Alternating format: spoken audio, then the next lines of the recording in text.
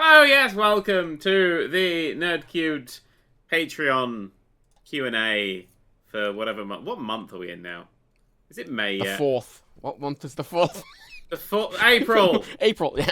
It's a count on my April. Fingers. Wow. I have to count using your fingers as well. That's super special. Today we're sponsored by Sesame Street. I wish. Oh my god. Fucking John Oliver has Sesame Street on his show all the fucking time. Yeah, because they're amazing. No, They are. Anyway, this is a Q&A with questions asked by the people who sponsor us on Patreon. www.patreon.com/nerd3. Yeah. That was almost me doing like ad stuff there. Did you see that? That was cool. Chat, are we impressed? Are we impressed by that? I said chat impressed by that, and someone just said hashtag Matt's a cunt. So give it to us now on Patreon to get absolutely nothing. Yay! Yeah. Wow. That's not true. That's not true, because every Saturday now we have an update on there, which is yeah, we do, yeah, things, which you forgot to do. Information things. I didn't. Well, I think last week you did it no. very late. I do it very late, but I don't. It definitely goes up on the Saturday or the Sunday. All the Sunday. All the Sunday. That's Sunday, the key 5 a.m. is still Saturday in my book. Should we get on with some cues to Okay. How are we structuring these? Are we structuring these the same as last time? I'll ask you all the top questions, and then I'll just start choosing random ones. Unfortunately, sounds good to me. If you ask a Patreon question, there are 285 here, so we can't get to all of them. But yeah, you know. Also, but we'll do these every month, so it'll be fun. Also, at the end, as we get near the end of this 2-hour thing, we will do a few new ones. We'll get some people ask new ones, and we'll read them out. Yes. So you have an opportunity right at the end to get your questions in. Yeah. These streams, by the way, will sort of be at the second to last or last Saturday of the month. So yes. Well, the 4th. So or the second or the first, depending on when we do them. Yeah. Yeah. I mean, I want to structure them at the last of the month, but you know, that doesn't last very long. First question. Structure don't get along. First question, which is one that was last week, and you already just attached answered. a bulldog clip to my arm. Why? Because it was there, and I'm fiddly. Stop it. Okay. Stop that. Is Little and Cubed ever coming back? And you answered this last time, so just maybe answer it quickly and get it over with. I don't know. Good. Okay. Gotta ask Martin, and I've got to have free time to record with people, which I struggle to do. Ask Martin, it's his thing now, is basically the thing. It's on my channel now, so ask him. Can you describe the entire Metal Gear Solid plot to us in a 60-second time limit? I actually describe it in a single word at the end of the Metal Gear Solid 2 playthrough. But I'm not going to spoil the word. 60-second time limit. Okay, Wait. Okay, 3, 2, 1, now. So there's this big corporation of secret people who actually run everything, and the games are basically they're above sort of the government level. They manipulate who gets into government. They manipulate and control absolutely everything, and the games are about sort of discovering and working out who those people are, what their objectives are, and trying to stop them as they try and take over the world, which they technically already are taken over. The games star Snake, who is a clone of a guy who you play in the other games, Big Boss, and then whatever happened in Metal Gear Solid 5. Oh, that's all. That's really it. There's a lot of character stuff in there, but the general gist is there's these guys, you know, and stuff. I think that's the plot of everything ever. Yeah. Also, there's constant threat of nuclear war coming from this exact same thing, which they always tend to stop in the end. So, yay! What a series. What a series. I've never played Metal Gear I Solid. love Metal Gear Solid 2. I had a great time playing that. You sound like you have a great time playing it. I do. It sort of reminded me. I was like, yeah, this is my jam. And as a spoiler, when it ends, there's going to be another mini Metal Gear series where I'll be playing some of the VR stuff, because the VR stuff is my favourite bit. Your favourite. The VR stuff goes weird. There's some weird shit at the end of that VR tree, so I go through that for about a week or so. How do you feel about the VR training now that you own a VR headset, and it's the VR missions in Metal Gear are vastly like just under what's the word? Underwhelming. There we go. They're just very bland textures and things. They're designed to look like, you know, the sort of a simple VR construct with incredibly complex AI and realistic-looking people, I suppose, was the point. But basically, actually, the Vive and those VR missions probably have a lot in common. Although there's bits, right? If it's in, I don't quite understand how the VR works in Metal Gear Solid, because in Metal Gear Solid you can like drop off stuff and you can get hit by things and get knocked over. So is it actually sort of like holodeck style creating things? I don't know how the holodeck works either. In fact, in Metal Gear Solid 2 Substance, which is like the expansion game which added the VR missions and stuff, they actually explain the technology behind the VR missions as there's a box with some balls in it that they find and it works and they don't question it. That's literally the explanation. They found, like, Otacon found this box at some point, and it's like from another dimension or something, and it's got some like 3 or 4 like silver shiny balls in there, and that's it. And he has no idea how it works, but it does. Great, yeah. that is the genuine. That may be not in the canon, but that's in the Snake Tales, which involve battling demons that leak through from other dimensions. Oh, I know you've seen my Snake Tales. Why? Fisting. I'm really annoyed, right? The Metal Gear Solid 2 Substance, which is the thing, when they make the HD versions, they didn't include everything from that in those versions. So I don't believe there's any of the Ape Escape stuff in Metal Gear Solid 3, and there's no skateboarding in Metal Gear Solid 2. There was HD ones on PS3. Yeah, the original ones actually had a skateboarding minigame where you could skate around the big shell as Snake. But I don't get why it'd be removed, though. Because it probably couldn't get it emulated properly, because it sort of ran on its own separate little thing. Oh, and I assume the Ape Escape one was just licensing issues. Fair enough. Okay, Next question. Once your big game project comes out, what YouTubers do you most want to review, and how will you handle sending out review copies? Handing out the review copies would be something I'm not going to think about until the very last minute and be like, oh shit, probably should give this to people. Yeah, that probably would be my job anyway. What's great is that's not even true, because I know the exact game plan of releasing. I know the month leading up to release day, and then the week after that. I have that planned already, and the game's like years away. But see, the thing is, I can't actually. The person who I'd love to take a look at it is TB, because he's the person that I think. The thing is, I don't think he'll like it very much, but I think he'll go, "It's a good game," and then people will back, because I think he's got the most selling power on all of the YouTubers. But, see, I might give him a copy, but you can't ever trust an opinion of someone who I'm quite close to, like TB, who I chat to quite a lot. Yeah. Because I chat to him quite a lot. So probably someone who I don't talk to a lot, I think, would be the best one to get a hold of it. Maybe. Jim Sterling, yeah, I think. Well, no, I think if you wanted to go somewhat more sort of YouTuber style, then probably someone like Jacksepticeye, who I've tweeted a few times but never really spoken to. Yeah. He's got an insanely huge audience. Yeah, but his selling power isn't very good. See, the fact is, I don't even know the selling power of the YouTubers. But back when I was sort of coming up to TB's level, and I was like selling huge amounts. I was like, yeah, but now I don't really know. I think it depends on the kind of content. I suppose Jacksepticeye and Peter Pan, like, they're more sort of generally entertainment based. While I know you're not a reviewer, but you are more critical than they would be.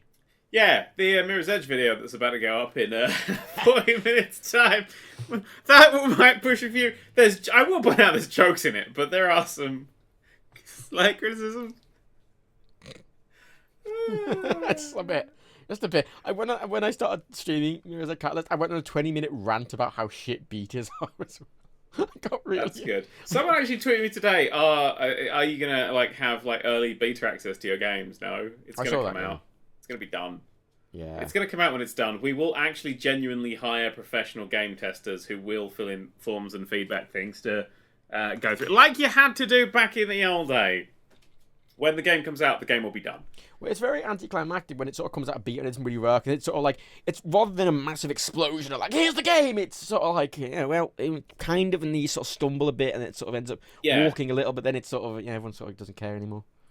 It's like something like Prison Architect, when it came out, it was like when you could first play it. I played it, I was like, oh shit, this is amazing. And you sort of play the monthlies for a while, and you're like, this is pretty good. I'll give it a while. Then you leave it a while because you get sort of worn out with the game. And then when it finally comes out, you're like, oh, that's good. And you just don't play it until you want to play it next because you've already done that. So you don't have that surge of play this now.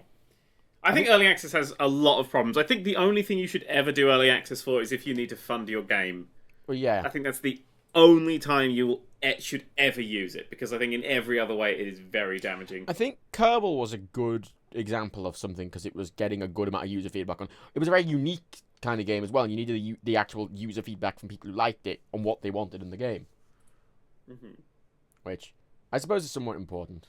Yeah, there is. Getting player feedback is important. I mean, I would strongly disagree that I want any player feedback whatsoever, because it is very much a pet project entirely for me. That's the downside. I think that makes interesting games, but I also think it makes games that are really solid 7 out of 10. That's what I'm aiming for. I'm aiming to make like a really solid 7 out of 10. That's reasonable.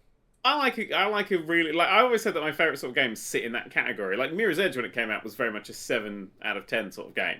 They're games that are interesting, but not necessarily. Yeah, they do something different, and they're interesting, but they're flawed, and that's sort of what I'm going to go for. I compare Portal 1 to Mirror's Edge 1 quite a lot. And they're both I'd say similar times. Portal 1 is just fucking 10 out of 10 flaw. Well, it is, but, you know, not a flaw. They're both short games that are new concepts that generally just perfect that concept entirely, and simple graphic style with a female protagonist. That's true, and they've both really done the same thing with their sequels, is that Portal 2 went bigger and better and therefore worse, and Mirror's Edge has gone bigger and better and therefore worse. Yeah, but Portal 2 did it in a lot better of a way. Portal 2, I will say that Portal 2 is a much better sequel than what I've seen of Catalyst so far. Could you imagine it? Could you imagine if in Portal 2 they added like XP and a bunch of menus and a map They had screen? hats you could buy, which was weird, and a lot of co-op gameplay, which I wish they'd sort of put in the single player. I think Portal 2, its big problem was it just didn't have any puzzles. It held your hand, was like tutorial, next concept, and it never had sort of the tests. Yeah. Whereas Portal 1 is, here's the concept, and then we'll test you. It at the very end of Portal 2, I think there were some good puzzles, but there was only like it's sort of right at the very end. That's where I remember getting stuck. Yeah, it's a bit boss battle heavy as well. Really, I think there were 2 in them. Ugh. Yeah, I think Mirror's they sort of. Doing a sequel is hard. Sometimes you do a really good job, but if the game was really great in the first place, like the game we're making isn't going to have a sequel at all. That's not going to happen because I don't really care or like sequels. No, that's that person. I'm that person. No, that's fair. I know someone asked me the other day. I was like, "Oh, are you excited? You really like the Kingsman movie? Are you excited for the Kingsman sequel?" God, no. Sequels are terrifying. Especially considering their first fucking teaser poster has Colin Firth on it. And spoiler warning, it doesn't get out of that first film particularly unscathed. Oh. God, I just sequels... Kingsman was a great movie, because I really like... If you've never seen Kingsman, it's sort of like what a modern James Bond film should be. It's light and campy, but fucking awesome. Yeah. Really, really, really fucking awesome. And... That excellent scene in the church. That's what got viral. That's why a lot of people ended up seeing it, because that sort of spread around the internet. Yeah. But I generally like the overall campness, the take. It's more of a rip on sort of the big, the spy. It's a rip on the spy genre as a whole. It adds so much to it. It's wonderful. If you've never seen The Kingsman, there's 2 films I've seen recently in the last few years that I would absolutely recommend to anyone. That would be The Kingsman and John Wick. You liked John Wick? I haven't seen John Wick yet. John Wick went into my top few favourite films of all time. Oh, that's interesting. It is stunning. It's one of the... Right, so what I really love a film to do is I love a film to build a universe, build the rules in the universe very quickly, and then just run with that and stay in that universe. And as long as you stay in that universe, everything is fine. That's all I want from it. So John Wick... I actually don't look up anything about John Wick, because I didn't see anything. And when I went in blind... The reveal quite early on in the film of who John Wick is one of the finest pieces of comedy, beautiful brilliance-ness. I mean, literally everything would be spoilery stuff, so you want to be Equalizer's a lot. careful. Have you seen The Equalizer? I've not seen The Equalizer. Denzel Washington film, very similar. It has this lovely review. You might like it, I think. But I only know John Wick from Payday 2, because he's a playable character in Payday 2. Oh, is he? Yeah, he is.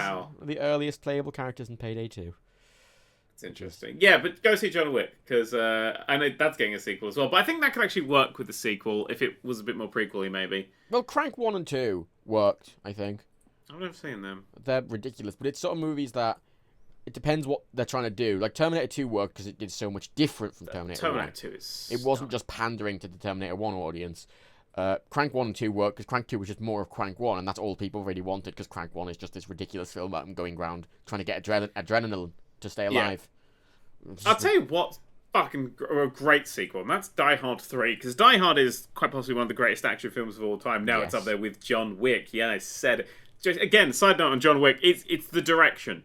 It is some of the finest action direction I've ever seen. If you've been pissed off with the constant Jason Bourne zooming in, very, very, very, very, very quick cuts, shaky cam bullshit, John Wick will do slow, panning, calm scenes. Each shot sets up the next shot. Anytime there's a battle, you're aware of the space. You know where everybody is. You know exactly what's going on. You never feel lost or confused. It is the finest direction I've ever seen. You know what's bad? I watched Scott Pilgrim again the other day. That is the finest editing ever seen in a film. Just,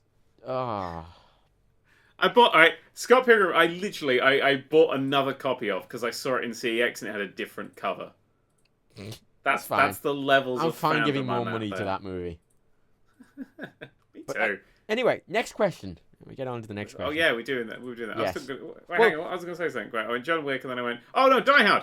Very quick before we go on thing. Die Hard starts off with Die Hard 1, which everything's fantastic. Then Die Hard 2 just tried to be Die Hard 1, but bigger and better. Is Die Hard 2 the one in the airport with the plane? Yes. Yeah. Okay.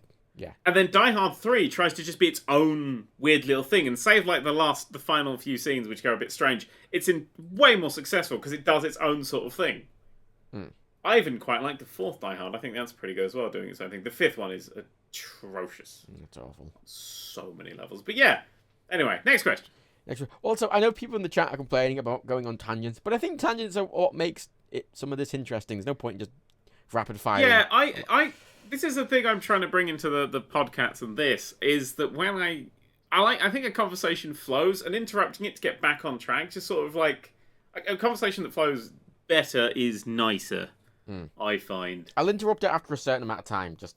Yeah. We won't go completely. If we start talking about like, oh, here's the Vietnamese politics, maybe reel us in a bit. Yeah, that's what Matt's here for. Matt is the and it said euthanizer. That's not the right word. Euthanizer. That's not the right word. What's the word I was looking for? Compare. Yeah. Not euthanizer. No. Wow. Host. There. Why not? No, I'm right. Because clearly the people asking questions want to know more about you, Dan. And there's no point in you answering quickly and not going... But when you go into more detail, people can learn more about your thought process.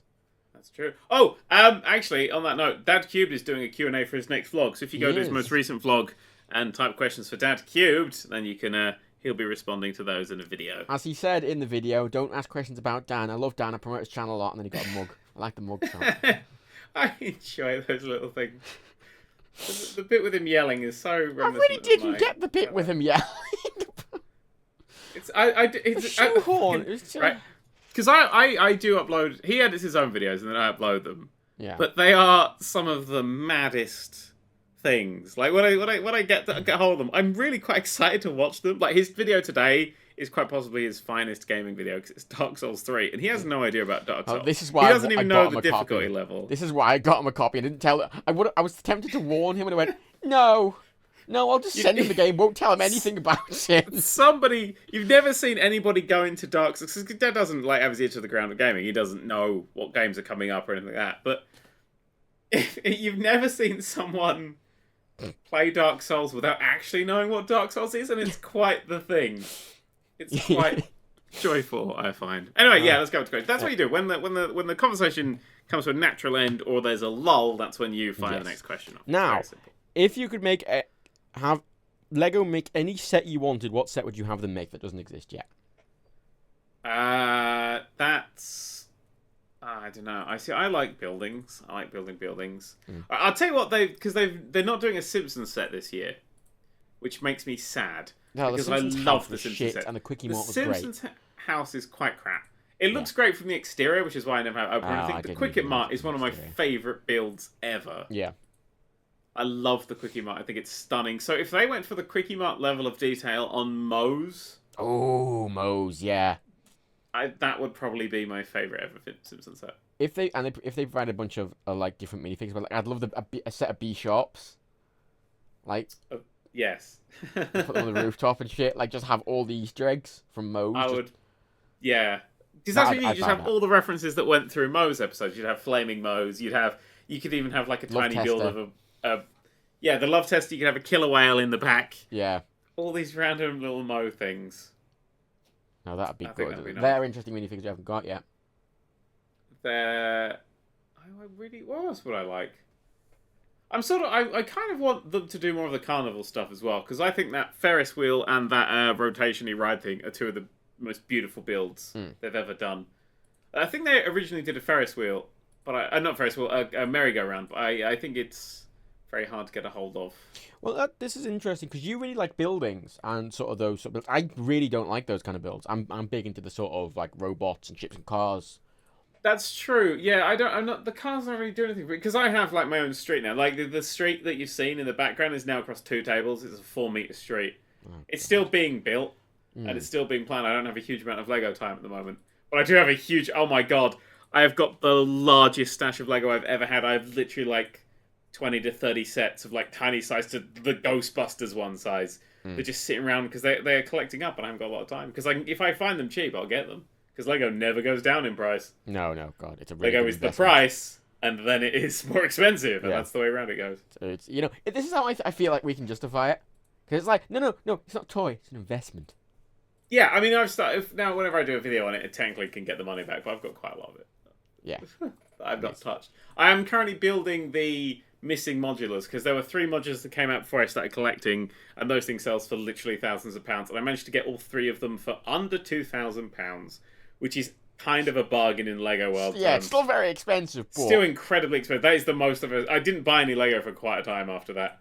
But that will definitely be... I'll definitely be doing videos on those to pay a bit of that expense off. That's perfectly reasonable. That's what I love. I was like, I'm going to have a toy channel. So like, this can all be fucking expenses. I can buy Lego at expenses now. Rob's hands. Get the Vive. The thing that's arriving tomorrow. That's going to be on a video. Oh god, I should fucking contact Lego and see if they can just send us like review samples. We don't even have to pay for Lego. Lego actually will, if you get on like become a Lego reviewer, they send you like a copy of literally everything. Well, yeah, that's what I'm thinking. Like, and if they did that, I would not have enough time to build it all, but I would be so happy. That'd be amazing. And also, I'd want some of the sets. I think we're just not very family friendly. No. They wouldn't go for us. If they would, like, I would totally up the videos on the Toys channel to try and include as much as possible. I got sent a job application at like a advert for a job yesterday, which is like sort of PR marketing manager for Lego. So I go, this is great for you. It's like, no, they're family friendly. I'm not family friendly at all. Oh. Yeah, so some people are going, it's under this much money. Yeah, but it can. This is an expense for videos. Anything else kind of goes out of my head. When I'm genuinely saving up for something expensive, it takes forever. Yeah. I mean, you've got to understand that. I, for example, did my office setup video, and I've got a lot of expensive kit in here, and people are like, oh, you're no, I've saved up for this over a long period of time, and I've bought it over 3 years. It's not like we are rolling in the money. My cunning trick to not spending any money is to not leave my house. Yeah, that's a great idea. Because if you don't spend money on going out and restaurants and things, that's a lie, because I'm going to a very fancy restaurant very soon. Yeah, well, I've been literally waiting years to go to this restaurant because I'm a foodie, and oh my god. You won't stop talking but yes, about it. Fuck it. No. Oh my god, shit! I got a job. Like, when you just have a job, you kind of have money. When you have a job and you don't have to, like, have a car and expenses and shit, like, the money just is there. Yeah. And I just put it in a big pile and then give most of that to the fucking tax man. I mean, I think most people inherently, who, a lot of people own cars, they rent, and then they have a lot of friends, and they go out, like, regularly, and they go on nights out regularly, and they go... Yeah. I don't think we do that at all. Ever. No. We don't own cars or anything. Like, we rent a place and have some computing equipment and buy toys. Yeah, that's pretty much it. Yeah, so you need. That's fine. And then because like I don't even have expenses of games because that gets covered by the company because then I do videos on them. That's a business. So there's so many things that I just don't like have as expenses anyway. It's weird. It's all just kind of there. I'm like, all right, great.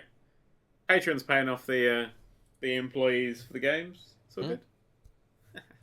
That's what you're doing right now. Is you're funding 2 people's jobs. Thank you for that.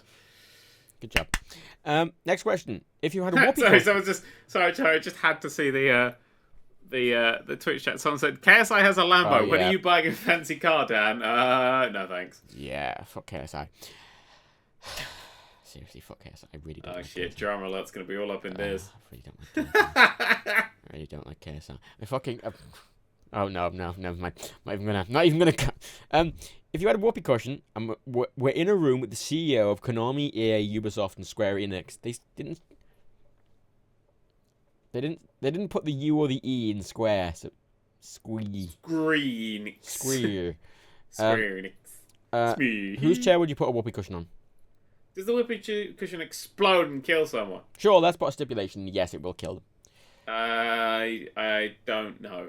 Really? Well, EA probably, because they tend to... They're currently my big ruiners of things. They're very good at going back... Well, I'm currently playing through a Konami game in Metal Gear Solid, and the HD remake is actually really nicely done. Fair enough. So they're not all evil. Is Dark Souls Konami, or is that... That's Namco Bandai, yeah. Oh, yeah. The other one.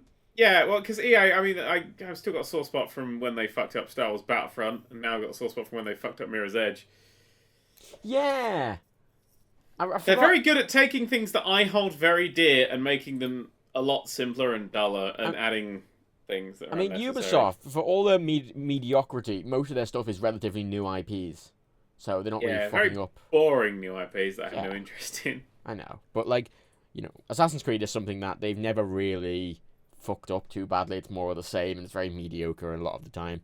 But I suppose EA is very much going, here's this thing you love, we smashed it! We broke it with sticks while you watched! And we're trying to sell it back to you. Yeah. It's like, because, like, the worst thing in multiplayer gaming, literally the worst thing, is XP unlocks in multiplayer games. Because that, unlike old Star Wars, where everybody starts at the same level, when you start a match, everyone's at the same level. Same with Counter-Strike. When you start a match, everybody is at the same level. Nobody has any special guns or anything like that. And then as the match progresses, the dynamic shifts, everybody moves around, you get the things as you go. And then by the end of the game, everyone's quite a high level. And if you have a bad round, it doesn't matter because the next round's going to fix it. Whereas now, and that encourages teamwork and stuff, because you're all trying to, once you hit the top thing, you're trying to just do what's best for your team. You have nothing else to gain from it. But now, everybody's out for themselves and unlocking their own stuff, and the better players have better equipment. Did you hear, you know, when you got the pre-order, when you pre-ordered it, you got the best gun in the game? Like the really high-level best gun in the game. Which, like, you know, infinite range and does, like, double damage than every Titanfall.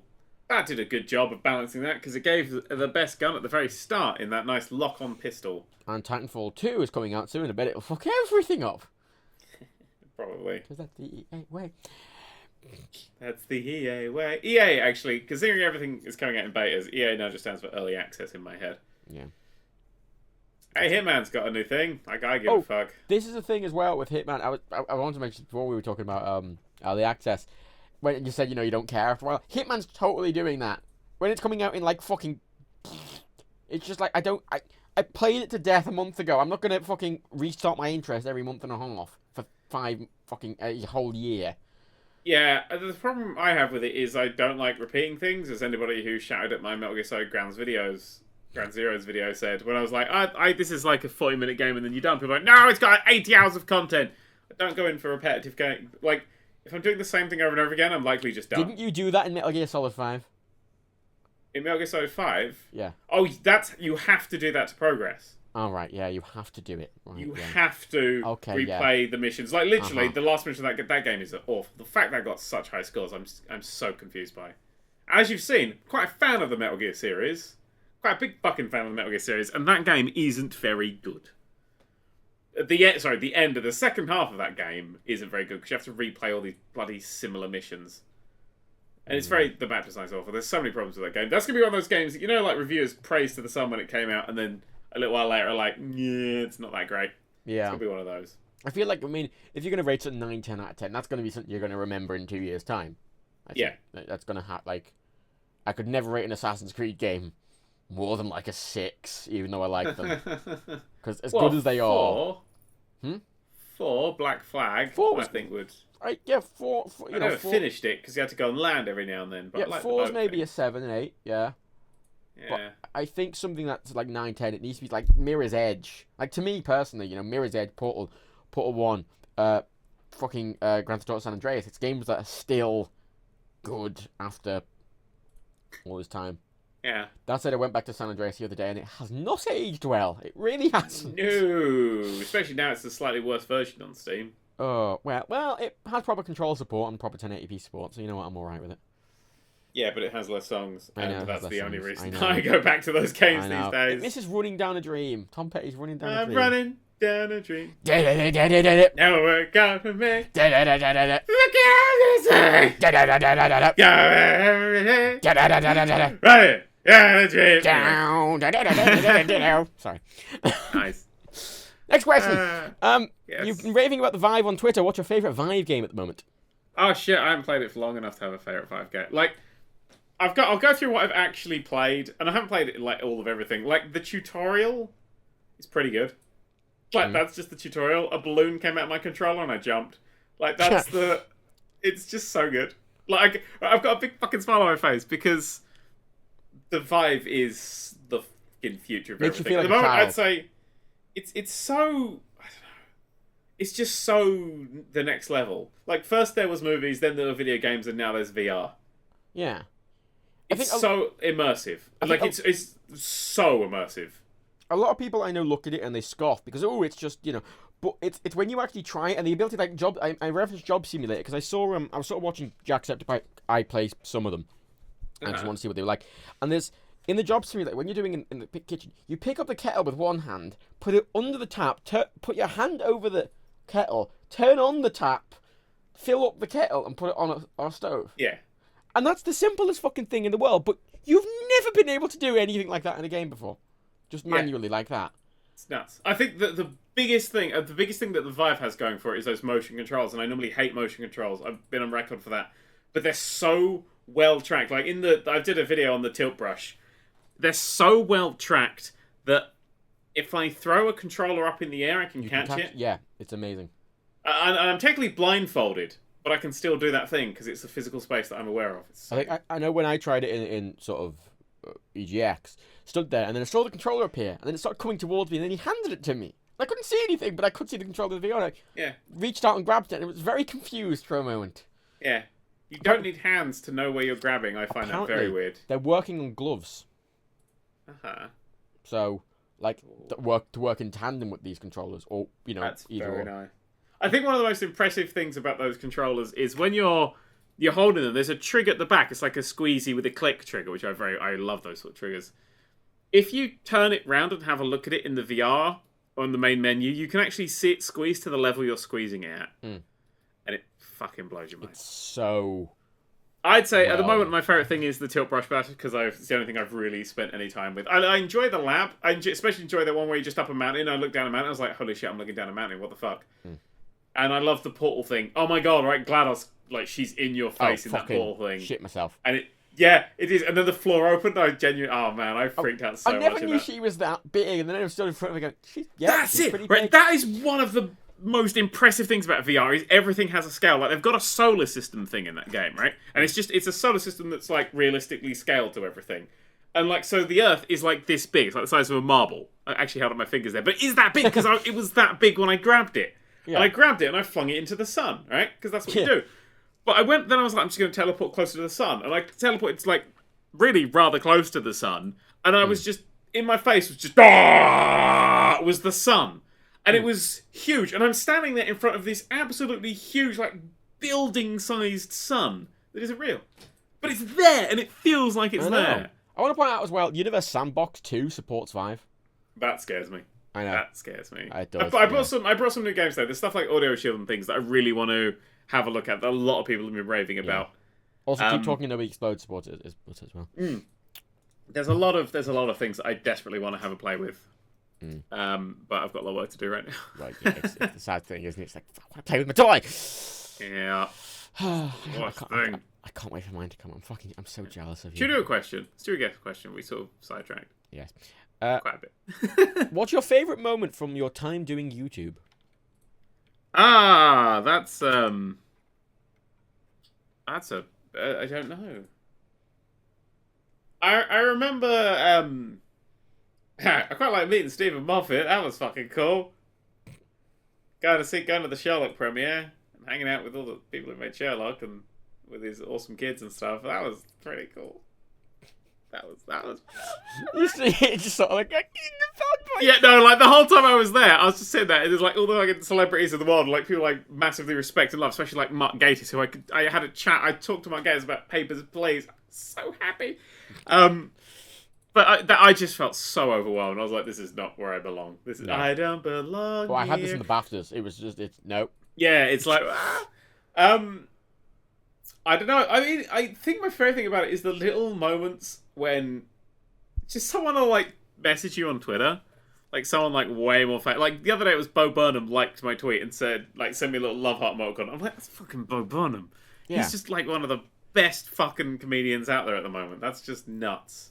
It's absolutely nuts. Oh, and the fucking CFO followed us as well. That was something that that's they make things like that. They make the WWE themes, by the way. They do. If you don't know. Finn Balor's. Pretty much all the new ones. All the new ones. Sami Zayn's, Finn Balor's, Asuka's, Samoa Joe. Yes. It's the little things that just make you.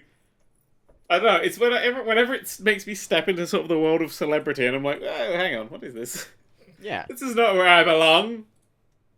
I quite like that. I know a lot of other YouTubers, especially like vlogs and stuff, they get really into that. They go to a lot of premieres and sort of really embrace the celebrity kind of. Yeah, I don't want to do that. I like it when I'm just sitting in my room and there's like a little thing mesh up. Oh, Bo Burnham, and I'm like, oh, that's what I like, you know.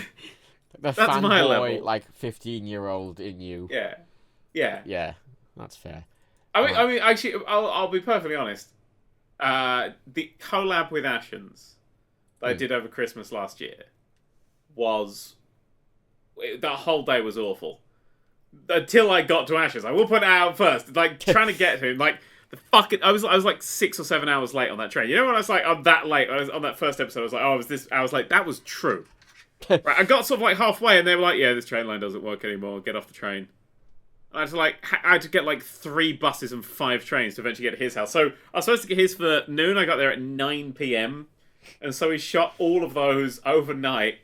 And then I crashed into like a Premiere Inn or something really late, and that was just some of the most fun ever. That was good. It's not just sort of really weird random shit, isn't it? It's those little days that it gives you that are really nice. I am very excited to be filming with Ashens again quite soon. Yes. Not for a video, for a film. Yep. I think they've announced that Game Child 2 is a thing, and I'm in it. I hope so, because otherwise I've just don't. No, that's definitely a thing. You've already said that anyway. I think you said it in the last Q&A. Did I? Yeah. Oh, well. We've got sort of like filming dates and things getting established now, so it's becoming a real thing, and I know like the character I'm playing and things. So. Ooh, exciting! Isn't it? That is genuinely exciting. Oh, the day with Nighthead and Decoy as well. Spending a day and watching them, they work fucking hard. They were really, really fun people to work with. From what I hear, one of them now writes for the James Corden show. Oh. In America. Well, I'll be. Yeah, that was a right good day. So in the fucking absolutely freezing cold, needed a piss and couldn't because I was wearing half an inch of spandex covering my entire body. But it was that was good fun. Oh, Dan, you look very dignified. I'm going to skip the next 2 questions because one was just about the comic, where you can get the comic, that's been answered. The other one's about Mirror's Edge, what you think about Mirror's Edge Catalyst, which you're answering in your video, which is tonight in 10 minutes. 10 minutes, unless you're on the VOD, in which case it was yesterday or the day before. Whenever he uploads it, really. Whenever I decide to put it on the channel. This one's long, so I'm just going to read the whole thing. In your last Q&A, you had a question about space games. One of my favourite series by you was your accidental permadeath in Space Engineers, where you instantly destroyed most of your supplies, nearly fatally injured yourself with inertia, and spent most of the remaining episodes hiding from the sun behind a rock. Have you played with that game recently? You said you liked the sense of scale Rodini gave you. Space Engineers has planets now. Curious what you think of them in that regard.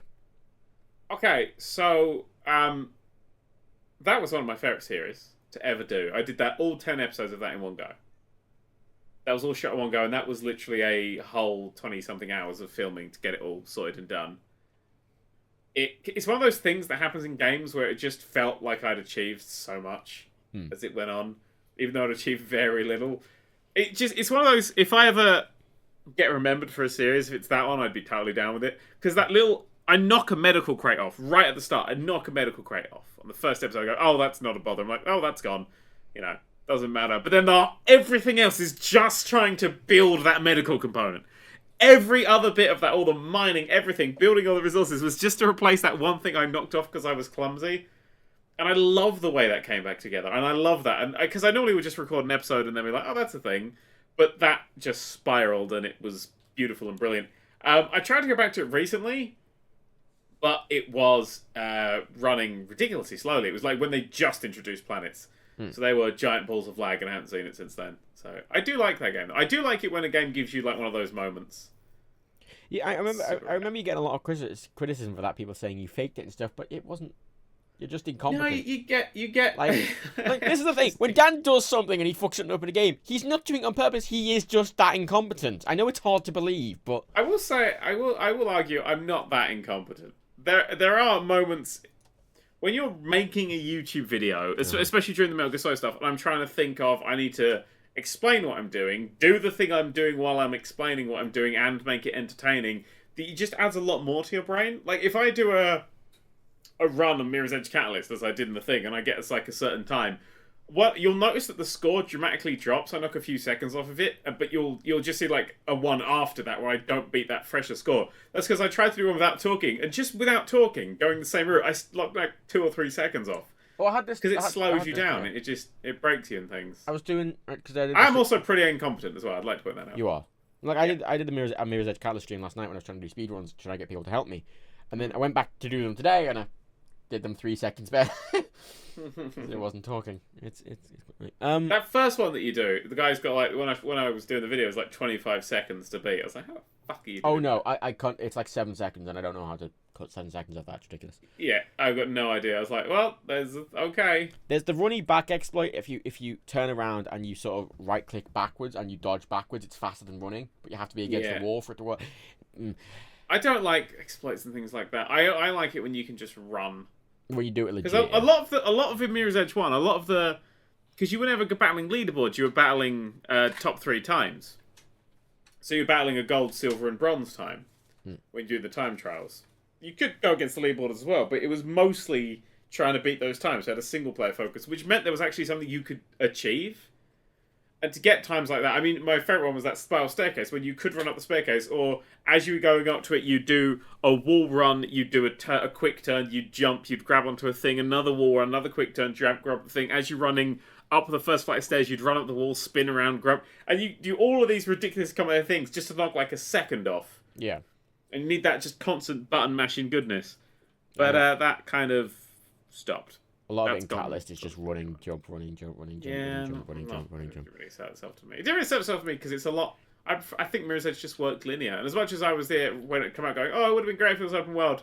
Now I've played games for 4 years, I've gone, oh no, that would not have worked if it was open world. Although, I mean, a lot of people are liking it. A lot of people like the Star Wars thing. It's just the fans that I think get sort of shafted. I think that's it. If you're a big fan of either of those games, you won't like the sequels. Yeah. I will point out you can actually make a decent sequel to something. I'm not averse to the concept of sequels. I mean, I'd love to be averse to the concept of sequels. That would be a bit nice. But there are some good stuff. There's good stuff. Like the new Ratchet and Clank, which is also a reboot. It's incredible. Absolutely incredible. I absolutely love that. I expected nothing from that. I was like, oh, who really cares? When I played that, I was like, oh yeah, no, that is one of the best things ever, really. And then Planet Coaster. It's a sequel better than Roller Coaster Tycoon 3. Technically, it's a new IP, but really, it's a sequel. Yeah. The sequel. Fallout 4 is vastly better than all the other ones. Excuse me. Vastly better. Did you play much of New Vegas? No, I didn't really get into. It was just. I need a little bit extra to get me into an RPG. Well, here's the thing. Now you've tried Fallout 4 when you got into it, you might like New Vegas more. I tried it, but the interface is so much more clunky. It's actually I'm very resistive to it. Oh, it's quite similar. Oh, that's strange. Interesting. Next question. If Hideo Kojima wrote your life, what mystical being would he pin up against you? Pin up against me? What? I assume just like, what mystical being would you have to fight? What, if Hideo Kojima? Yeah, if Hideo Kojima wrote your life, what mystical being would be your arch enemy, basically? Why would Hideo Kojima write mystical beings? I don't know, He tends to write tinfoil hat conspiracies.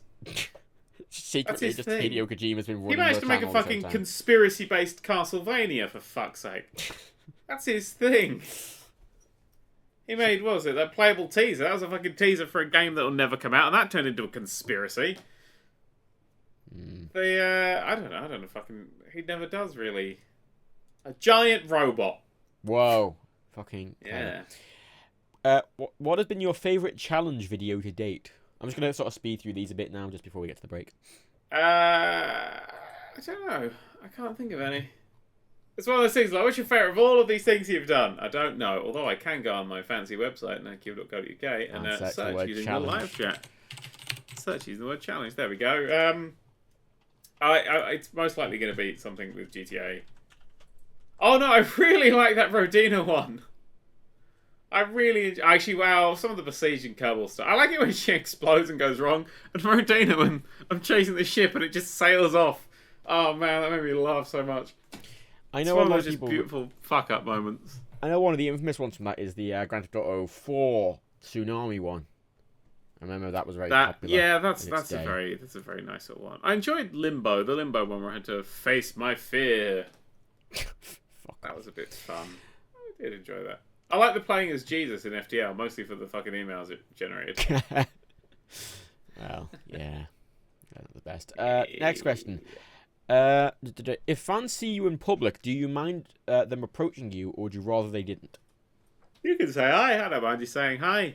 Say hi. You can have a photo, most likely, unless I look like I'm busy. If I say, "Oh, sorry, I'm busy," then I'm busy. But if I'm not busy, and I say, "Yes, sure, come along," I meet people all the time. Yeah. They're very good at not telling anyone, which I quite like. But if you see me, go, "Yeah, all right, that's him." I'll be at the wrestling that's happening in London. I think it's in September time. Yeah. I'll be around for that. Jolly. So if you happen to be there, you'll see me. That'd be good. Yeah, I get spied quite a fair bit now. Don't make people come to us at the wrestling. I don't know. Yeah. We're gonna go see the wrestling. But yeah, no, that'll be yeah, no. If you genuinely, if you want to come and say hi, I'm totally down with that. If I go, shit, sorry, I'm busy, then shit, sorry, I'm busy. But likely, I'm not. All right. Would you rather have Big E's moves, Kofi's athleticism, or Xavier Woods' hair? Xavier Woods' hair. Okay, good. He made that into Saiyan hair. He did, and a unicorn. Yeah. Although they weren't Saiyans, they were being the Ginyu Force because they were the Ginyu Day. Just fuck off. That may not be real, but I just love the phrase Ginyu Day. Just fuck off. Fuck off. Okay, this is another one. I don't know if you like it. What happened between you and Loot Crate? I haven't sorted it yet, so you'll find out. Cool. Well, that's just what video series on your channels did you enjoy making the most? Just say what series, because you've already answered the video one. I really like making the heists. They were so much fucking work. Yeah, it's too bad they were viewed like shitly. Yeah, they were really sort of underviewed. I mean, at the moment, like everything, I think the content's the best it's ever been, and it's like really like down on the views. Like views are down quite a lot because people. I mean, not just from like overall. I assumed it'd be overall, but actually less people are watching the videos. But it's like the same bunch of people that are sort of coming back, so it's more of a consistent small core audience. But also a lot of people are watching the older stuff, so the newer ones are making people watch the older play stuff as well. So the views themselves are sort of staying neutral. Yes. So I'm like, okay, this is slightly working, not how I anticipated. It's okay, good. Yeah, I really enjoyed making the heist. They were a lot of work. They were like weeks to make just a few videos. But I'd love to do stuff like that again. If I ever won the lottery, I think the channel would just become like something that big and stupid every month. Yeah. That's fun. Just like one video a week, and it would just be insanely well edited. Because I really like the editing on those. Because I kept it flying. Oh god, I actually that's probably the series. Ow! Oh my god, Matt's exploded. So did you like run over a pigeon or something? No, my mic arm sort of like twisted out. It doesn't work. Go on. Wow, good. I think we have a hashtag for that there. Yeah, the ones I always watch, I do tend to rewatch the heists quite a lot because I think they're quite fun. I watch my own stuff. Is that weird? No. Good. I watch my own stuff. Nerd. I also watch all the shit they do with them in Blackberry because I think it's so fucking good. Oh, the stuff with them was good. We just do those videos that it's just absolutely on point and in sync and great, and she does such a good job of editing them down to coherence. It's really good. And now she's all famous and stuff. Ooh, touring with Busted. So I'm fucking having to go see fucking Busted. I know. I was debating. What questions, Matt? Let's do some more questions. Between Matt, Steve, and Watt, who would you kill, fucking marry? Yeah, well, one of them's like my dad, right? Yeah, well, that's what there's a comment under it that says you're including his dad in that list. It's like that bit in Friends where Joey learnt the ask questions really fast thing. Gets asked questions really fast, and then at the end gets asked the question that he couldn't decide on, and he answers it really quickly and goes, "Oh, I got that thing." And one of them is like, "Who do you want to sleep with, Monica or Phoebe? Or Monica and Rachel, whatever." And then when he goes and asks it to Ross, Ross is like, "Dude, that's my sister." That's the exact mood and moment that I'm in right now. Remember when I did that live stream where I played that Friends trivia game and freaked everyone the fuck out because I was just ridiculously fast? Yeah. That was... Friends expert. You're going to answer the question then, or are we That was my answer. You've scared me, and I'm not... That's just... That's... Ugh. Okay. That's not a question that just makes sense. No, it doesn't. No. But I am asking all the questions. I'm going to ask these next two and quick. What's your average working day like? Long. Get up, shower, work, sleep. There's cooking in there as well. I like cooking stuff. But no, I don't know. They vary absolutely. Like yesterday, I sort of got stuck on getting an edit quite right. I couldn't get this edit quite right. For that was the tilt brush video as well. So I was actually re-recording and editing up to about 6 a.m. and I get up today at 11. Yeah. And then carry on working. So days are long, work is hard, and the pay's not very good. But there's an immense sense of I can buy Lego. And a Dalek. Yeah. And last question before the break. Would you ever do any of the Flusterclucks in real life / on camera? No, because if all of us get together at once, like last time those weird orbs appeared everywhere, that was strange. Let's not make the orbs appear again. No, they'll go inside us and have babies. There's something because now that the Mirror's Edge thing's gone up, there's something very interesting that there is actually 8 years separating Mirror's Edge and Mirror's Edge Catalyst. Oh God, I know. I realised it just doesn't look it. The fucking Mirror's Edge 1 does not look like 7-8 years old at all. No, because Mirror's Edge 1 is very simple, very clean, and they could do high textures because there wasn't very much going on. And also really nice physics. Yeah. So it's very simple, looks very nice, and it still looks very nice now. I mean, in that video I sort of ran the comparison, it's like, wow. It's very nice. Yeah. Anyway, should we do some questions? Yes. Sorry. Are you joking to death? Sure. There is one in caps with about 15 exclamation marks. Which is, when did you meet Rebecca? About 18, 19 decades ago. Alright.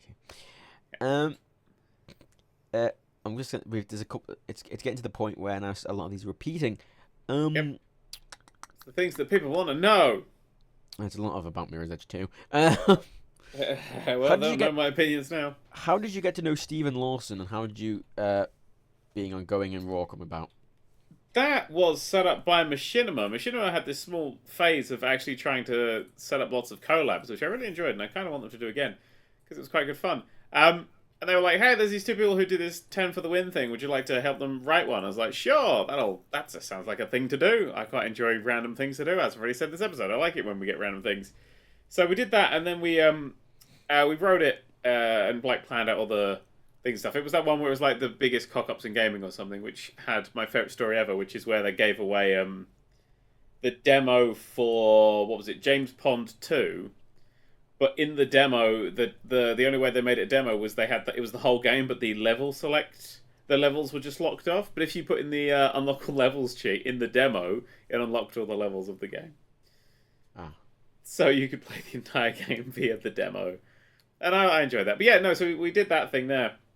But before we started recording, we just had a bit of chat, said hello and all that sort of thing. We just started talking about wrestling because it's some pay-per-view had been on. And after about an hour of just talking about wrestling, Steve went, there is a very good wrestling podcast to be had here. So we had another chat later on, sort it out, and then we just started going for it. Just get it done. And has it not worked? Has it not? I enjoy going into it. It's kept me watching wrestling. It's encouraging. It sort of justifies it, doesn't it? Yeah, it's everything. You'll notice that everything I do in life needs justification in a work-based aspect. Like, I'll enjoy VR, but only if I can do videos, and I'll get Lego only if I can review it. Like, I'll watch wrestling, but only if I can, chat about it afterwards with some mates. But no, it's really good. I think good chats now. it allows you to basically stem all criticisms. Like, oh, you're a challenge man. I go, no, it's for business purposes. Oh, why are you watching wrestling? It's fake. No, it's for review purposes. I'm a journalist. You can I'm a wrestling journalist. Oh, Jesus. Yes, Twitch chat. I did just say I enjoy going in Raw. What's your problem with that? He does. Trust me, I know. Jesus. My mother of Claire. How do you feel like the latest reboot is going for you? What? I just said, how are you? And then you cut out. How are you? How am I? I'm good, thanks. Cool. How do you feel the latest reboot is going for you? It's going. I'm having a lot more fun with it. It's a lot more work, you know. It's getting a lot less stuff out because getting those edited videos done and funny and different is becoming a lot more work. But I think it's going really well. I enjoyed the complete series. For now, I know what the next one is. You'll get bored in like a month. I can guarantee it. I think everything's sort of kept going. It's sort of everything now is it's sort of. I don't know, the content feels different. Every video feels like it's worth watching. Yeah, I'm super happy with it. Good. Also, by the way... what do we think, Twitch chat? Do we like the new reboot? Everyone goes, yeah! Or they're like, no, fuck you. Yeah. Oh, okay. Oh. I'm just choosing random ones now, because I did all the top ones, and they started repeating. Okay, yeah, do random ones for like 15 minutes, and then we were like, new questions! So if you're a Patreon, you can type new questions in 15 minutes. So I'm gonna have to sort of have a quick look in here. There's a good one there which I'll ask in a bit because it's a bit longer one. What's your take on all the controversies on YouTube, like as an overarching thing as opposed to each individual one? I don't know. I don't really pay attention. I'm not a big YouTube fan. Like there are a few things that I like to watch on YouTube. I like Crash Course, Hank Green's sciencey thing. I like to watch Wheezy Wader. I like to watch Yahtzee and Gabe play games. That's pretty much it. I'm quite a fan of Wheezy's new stuff. He's sort of taken an opportunity to do a reboot, kind of like you. Yeah, I've been enjoying it as well. I like that he's doing sort of... He's trying to just do sketches. Yeah. With just like making coffee. He's just doing a different sketch every day. He's making coffee. Yeah. Which seems like a fun way to do it. What's been your favourite part of having a full team to work with? There's now things that I don't have to do that were annoying. Well, aren't you insightful? Well, that's all right. It's the best thing about it is I don't have to give a shit about the business side of things. That's really nice. That I can just be like, I'm gonna do this thing, and they're like, "Well, business." I'm like, talk to Tracy. I don't give a fuck. Talk to Tracy. Bye. Sprints off. Do you watch What Culture Wrestling, and would you ever want to collab with them? I've never seen that. Okay. Oh God, there's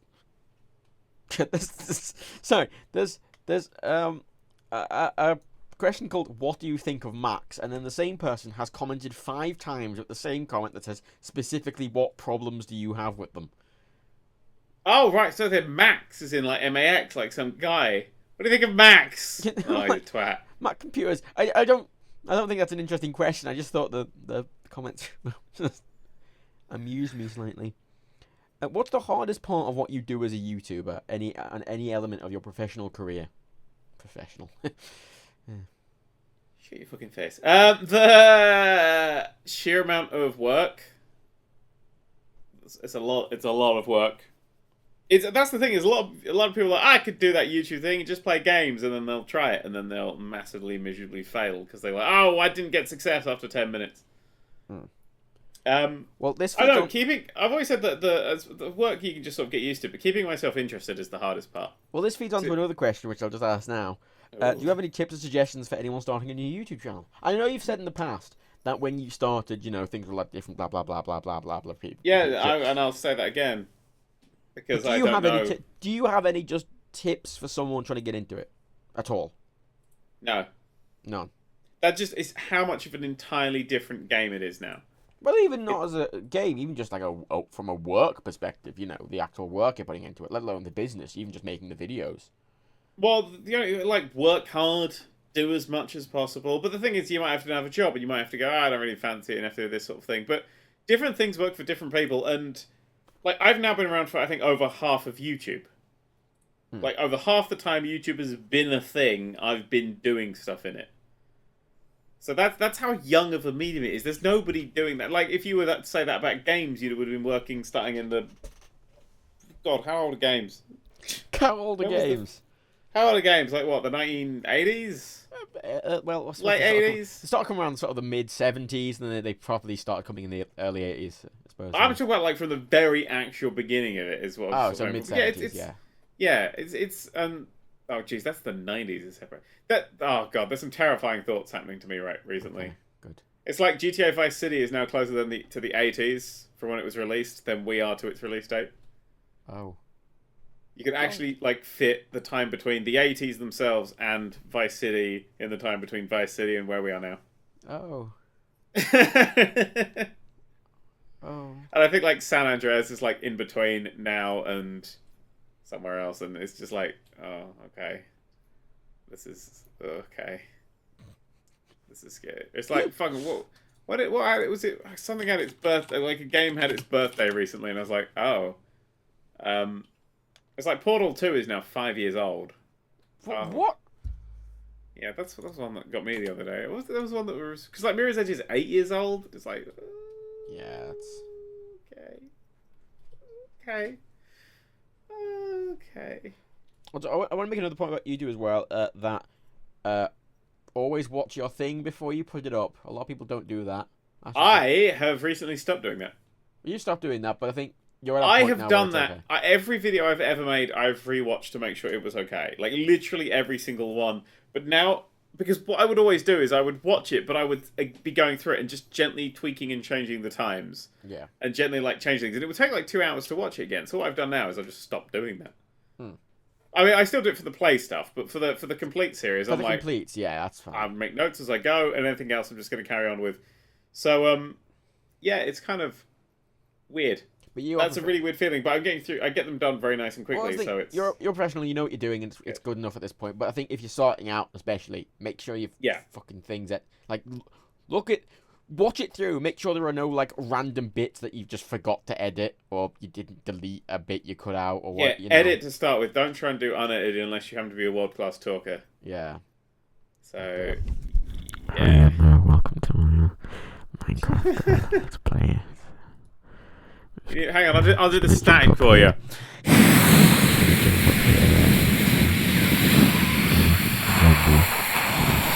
Kill the zombie. Yeah, don't do that. That's shit. Don't do that. Everyone does that. I mean, a lot of people criticize when you say "don't be shit." Please don't be shit. Don't have a catchphrase. What do you mean? Don't have a catchphrase? Don't start the videos with a thing. Oh yeah, don't try and like be like PewDiePie immediately. Yeah. Let God, don't. Yeah, let your own form appear. Don't shout "hello, procrastinators." That gets really on your tits after a while. Yeah. Kill all that brand identity. Stay indie. Well, it's like oh god, I'm such a. That's why I'm so. I don't like the business side. I'm gonna just keep it up. And then I'm like, oh, what's like killing off procrastinators as a greeting at the start? That practically destroyed our chances of ever selling merch again. Yeah. That made that a lot harder and a lot sort of thingy. We still make merch with procrastinators on it. That's true. But it's not a thing like I acknowledge anymore. And I think the videos got better for it. And I think I enjoy it a lot more. And now a lot less people mention it to me. Yeah. So I still get a lot of people mentioning like fucking duck lightning to me and fucking like flying sharks, which is a very old reference at this point. Yeah, you always get the I hate ducks thing. I'm like, really? That's a thing we're doing still? Alright. I move on. I'm one of those people who's really good at like just moving on and trashing everything. Like, we did that, let's do a new thing. Ooh, shiny. And I think the people who stick around are the people who like don't like the same pap over and over and over again. I think that's what a lot of YouTubers kind of lose out on. It's just doing the same thing. Because a lot of YouTube, it's referred to as content, isn't it? I've always said I hate the word content. I like to make things and stuff and exciting things. I don't like content. Content is porridge. Content's porridge. I'm having a nice drink there. Strawberry and kiwi juice, my favourite. Next question. Do you think starting out as sort of a review, and they put in reviewer in inverted commas, like, sort of like, playing games and criticizing them. What? I'm really bad with words. They haven't slept very well. Yeah, Matt's not a languager. I'm not a languager, no. No. You're critical of, you're critic. There we go. What? Uh-huh. You're sort of a games critic, even if you do mainly comedy stuff. Do you think that helps you, like, if you become a game dev after that, do you think it helps you make them in a different way to most other devs who've just started? Absolutely. I'm actually, because there's a lot of stuff that I've put into this game that I've gone, if this was my first time, I would have missed this. And if this was my third game, I would have missed this. I think having played literally thousands of games is the best way to learn how to make a video game. That's the thing. The game I'm making might suck dick, but it might also be alright. Yeah. We'll see. That's good. That's a good. It might be shit, and it might be okay. It might be shit. I'm building it very much for me. It's the plan. And you plan it out and you put it together, and then you look and you stand back and you look at it and go, "Oh wait, that's shit, fuck." And then... Oh, I've done that a lot, as you very well know, man. Yep. Yeah. I unfortunately do. This idea is standing on the corpse of 3 other pretty well formed and some of them built ideas. He's like, I'll play this thing. I'm like, yeah, it's pretty good. He's like, yeah. And then like a week later, it's like, how's that thing coming on? Oh, I killed it. What? that game's dead now. Oh, Jesus. I stopped trying to keep up after like the 5th time. I'm gonna be honest with you.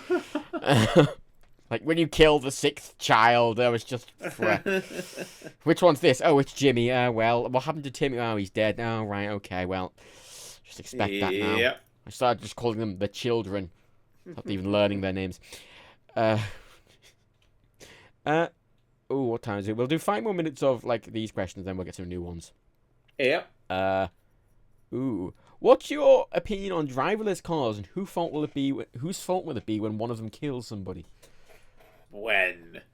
Well, driverless cars are the future. Simple. I think they're going to be the future. I think some people are going to have to deal with them. I think actually what's going to happen is the driverless car is going to become for everybody, and then the hobbyists and enthusiasts will have regular cars. Like sort of horses. One of the horses. Yeah, I don't think horses are things that hobbyists have. Like, pimp my horse! There's just like a horse fucking... like fucking suspension on its knees and shit. Well, no, you get like spoilers on the back and like red races around town. No, you get horses still used in sport. Horses still used by sort of horse owners who use, they're a horse rider as a hobby. Like novelty things. But you don't, there's not horse and carriage being used as a genuine public form of transport anymore. And you might get your sports cars and stuff still doing races, but... Yeah, it's not a thing that people use to get around. I mean, they mostly have farming uses, probably. I don't know. I just think that driverless cars are gonna be what everyone uses, really, and then you have the few people who still like their petrol guzzlers before we run out of petrol. So but sort of have iRobot, basically, the sort of iRobot driverless cars. It's like, why are you going? I'm going manual drive. It's like, what are you doing? You can't go manual drive. You're like, oh, I don't care. I'm Will Smith. Yeah, I think that's what happened is that anybody will be able to buy an Optimus car, and then you can have a manual mode that only unlocks if you've got your license or something. Yeah, that's reasonable. Which, and then of course, people will still want to buy cars, like regular racing cars, regular sort of like weird souped-uppy things. There's always going to be an interest for that, and there's always should be. It'll keep everything going. But I think that most people will just switch to driverless cars for the ease of it. Well, the second part of this question is interesting as well. Whose fault will it be when one of them kills somebody? Because inherently, an aircraft, even though aircrafts nowadays are mostly automated, you still have the pilots at the controls to take over if anything goes wrong. And if you say, like, if a bunch of people are in a driverless car and they don't have a license, they don't know how to put it in manual mode, they can't drive it in manual mode. If that car kills someone, drives into someone, or there's a technical fault and, the car can't recover, whose fault is that? Is that the manufacturer's fault? Is it the driver's fault? Is it the government? It's very simple to fix. Is that if you've got a most cars, especially like Teslas and things that I know a fair bit about, they keep logs of everything that happens to them. Everything that happens to them is logged and stuff. And I mean, it's all cameras and things. And likely they could, if there's going to be an incident, photograph the entire scene as it happens.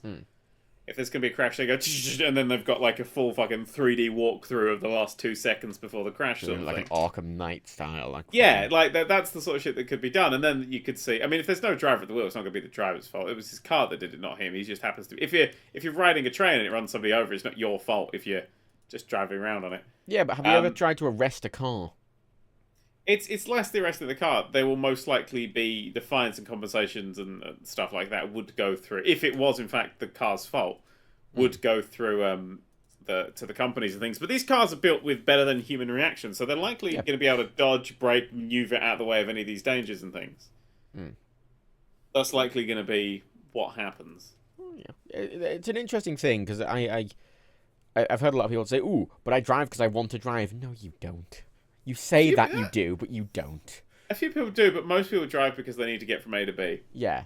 It's like, oh, I enjoy driving. People, you don't. I mean, here's the thing. Do you need to own a driverless car? Well, that's the thing. If it becomes sort of like Uber, and instead of sort of like... Yeah, you blip an app, and then a car pulls up, you get in it, and it blips you and takes you home. And if it was reasonably priced, because, you know, the current cost of taxis is a bit too high for that, but yeah, if it became a more affordable thing... If it's just plugged in... Something just plugs in, you have to buy expensive petrol and stuff. It might actually be a bit... I mean, you can still always have your own ones, but that could be another way of getting around the place. Yeah, I think Uber are trying to do that in some ways. Yeah, I've never did Uber, but then again, I don't really do taxis very much. No, I do. I've done Ubers occasionally. Like I went to Comic-Con. What's the difference between it? Well, it's just the app that you use. Well, the reason I like Uber over at least taxi companies is because you use the app, you pinpoint where you are, you pinpoint where you're going. You see who your driver is. The driver comes, gets you. You go there, and then you get out. You don't need cash. So it's all through your phone. And I like the idea of going to a foreign country and using it, because even if you speak none of the language and you don't know where you're going, as long as you have a map marker on your Uber app. Yeah. And a lot of taxi companies are trying to catch up by making their own apps. Frankly, they're all shit. I like using them for that. At least they're a bit cheaper as well, I've found. Okay. Yeah, I don't really get around the place. Okay, I'll ask one more question from the main list, and then if Patreon viewers, if you're watching, start thingying the thing on Patreon. Start doing questions. New questions. Ask new questions on Patreon. I'll link the thing in the chat. If you're a Patreon subscriber, you can ask new questions there, and I'll start reading the new questions. Yeah, Matt would have linked that in chat about 15 seconds ago. Yeah. Okay, I'll ask this one, because this is just a weird one. Actually, I'll ask these two. Oh, no. I'll ask this one. Okay, this relates to what you're doing. What's your favourite British confectionery? I would have to say the Malteser. The Malteser? The Malteser, because, right, I'm going to say this for 2 reasons. One is that it is the most Moorish motherfucker on the planet. You can't... If you eat one Malteser, like a brown mist descends, you just... Well, they're so light, I think, is the problem with them. You can, do weird shit with them as well. You can, you can, rest them on your lips, look up, and then go fluff, and then you eat them. I think meant, weird sex stuff. Yeah. So I thought your internet died again. And then, the other reason we got this thing, I want to say Maltese is the best, is because America has a really shit version of it. They have shit version of the most sweets. I can't remember what it was, but I had them the other day, and they were just so gross. I couldn't even eat all of them, and I eat everything. Everything. So, yeah, Maltesers are amazing. And Kinder Eggs, because America is too fucking stupid.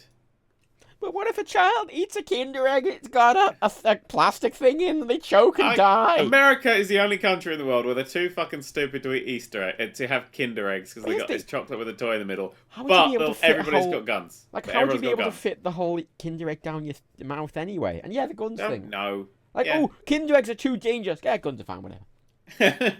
the Kinder Eggs are they've injured one child. Oh no, we gotta ban them completely. But guns, 300 mass murders in the past year with guns. What?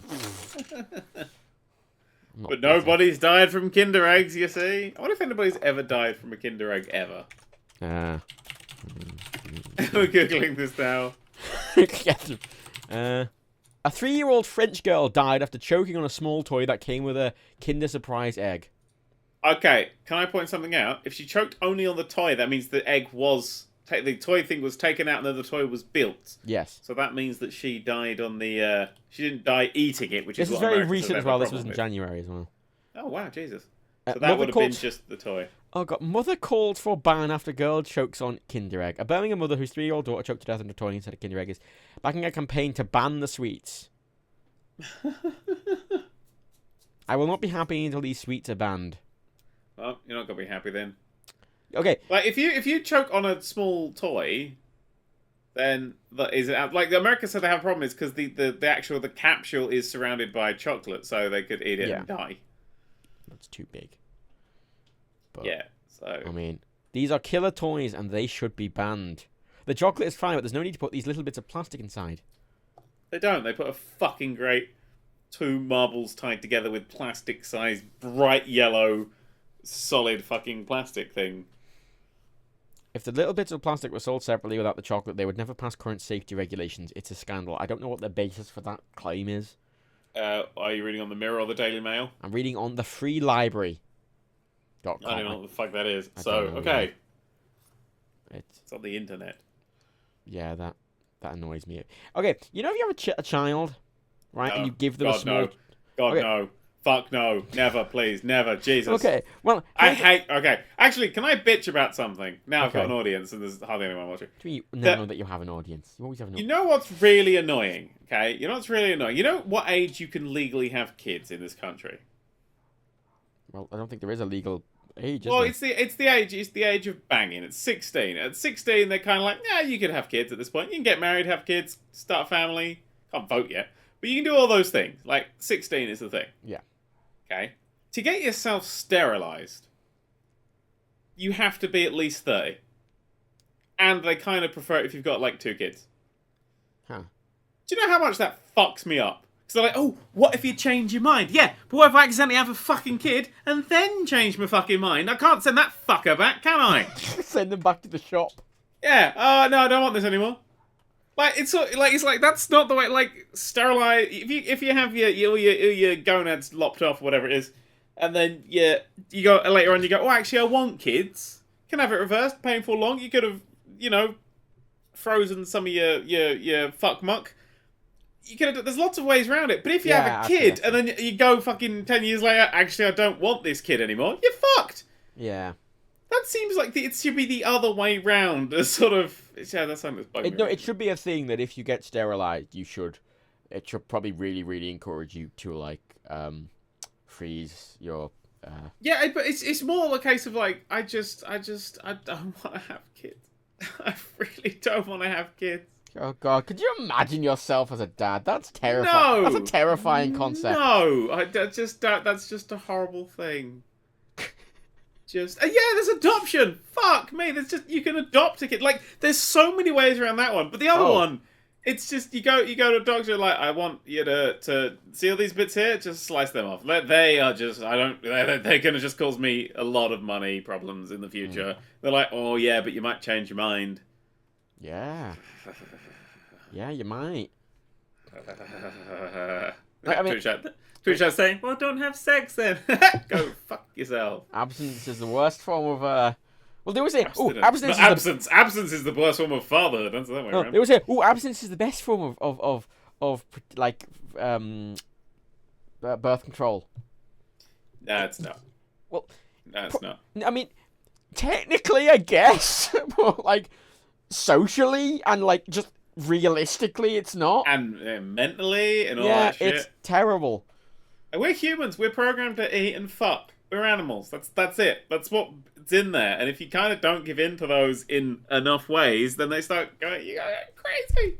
Look at the Mormons. Look at the Mormons. Go on. Look at the Mormons. Just look at them and laugh. They thought Jesus visited America in the 3 days when he was dead.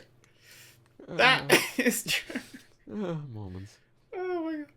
Yeah, there's somebody made a good point about adoption, though. That's very important because there were a lot of kids who need adopting. Yeah. A lot of them who would. I'd totally be down for adopting if it was like. I don't care if there's. I mean, like all the shit that I've got to be passed down to a kid. I don't want to deal with that. Fuck me. Also, adoption sounds good as well because inherently, right, you can adopt a kid when they're 5 and you don't have to deal with any of the early shit. It's sort of like right. You see, it's better. It's like buying a game after it's out of early access. You know, yeah. it's like. being pregnant, like that can kill you. Like childbirth literally kills people. Yeah. Why don't there is so many other ways? Oh, but I might change my mind. Ooh. Yeah. Ooh. Yeah, I might change. Maybe I won't consider kids the spawn of fucking Satan. Literally, in most cases, actually. Yeah. Especially if they're for you. Just Jesus. Just fucking Jesus.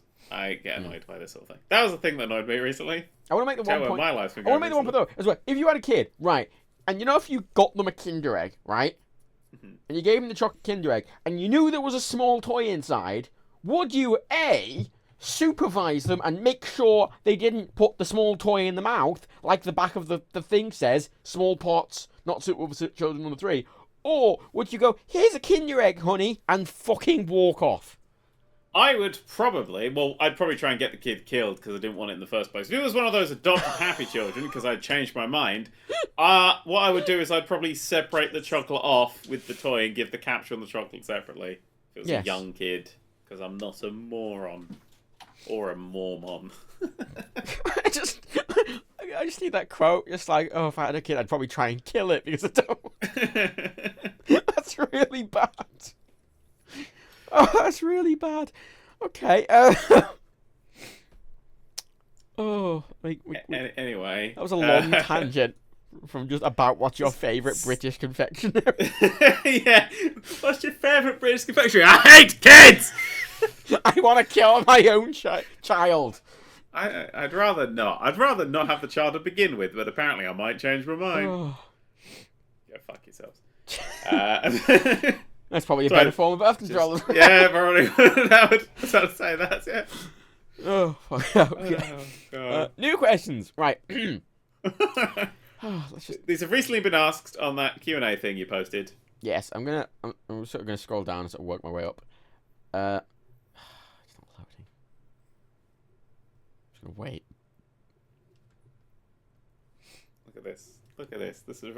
Didn't last time we tried this, your internet died or Patreon went down because we'd sent so many people at it? Yeah.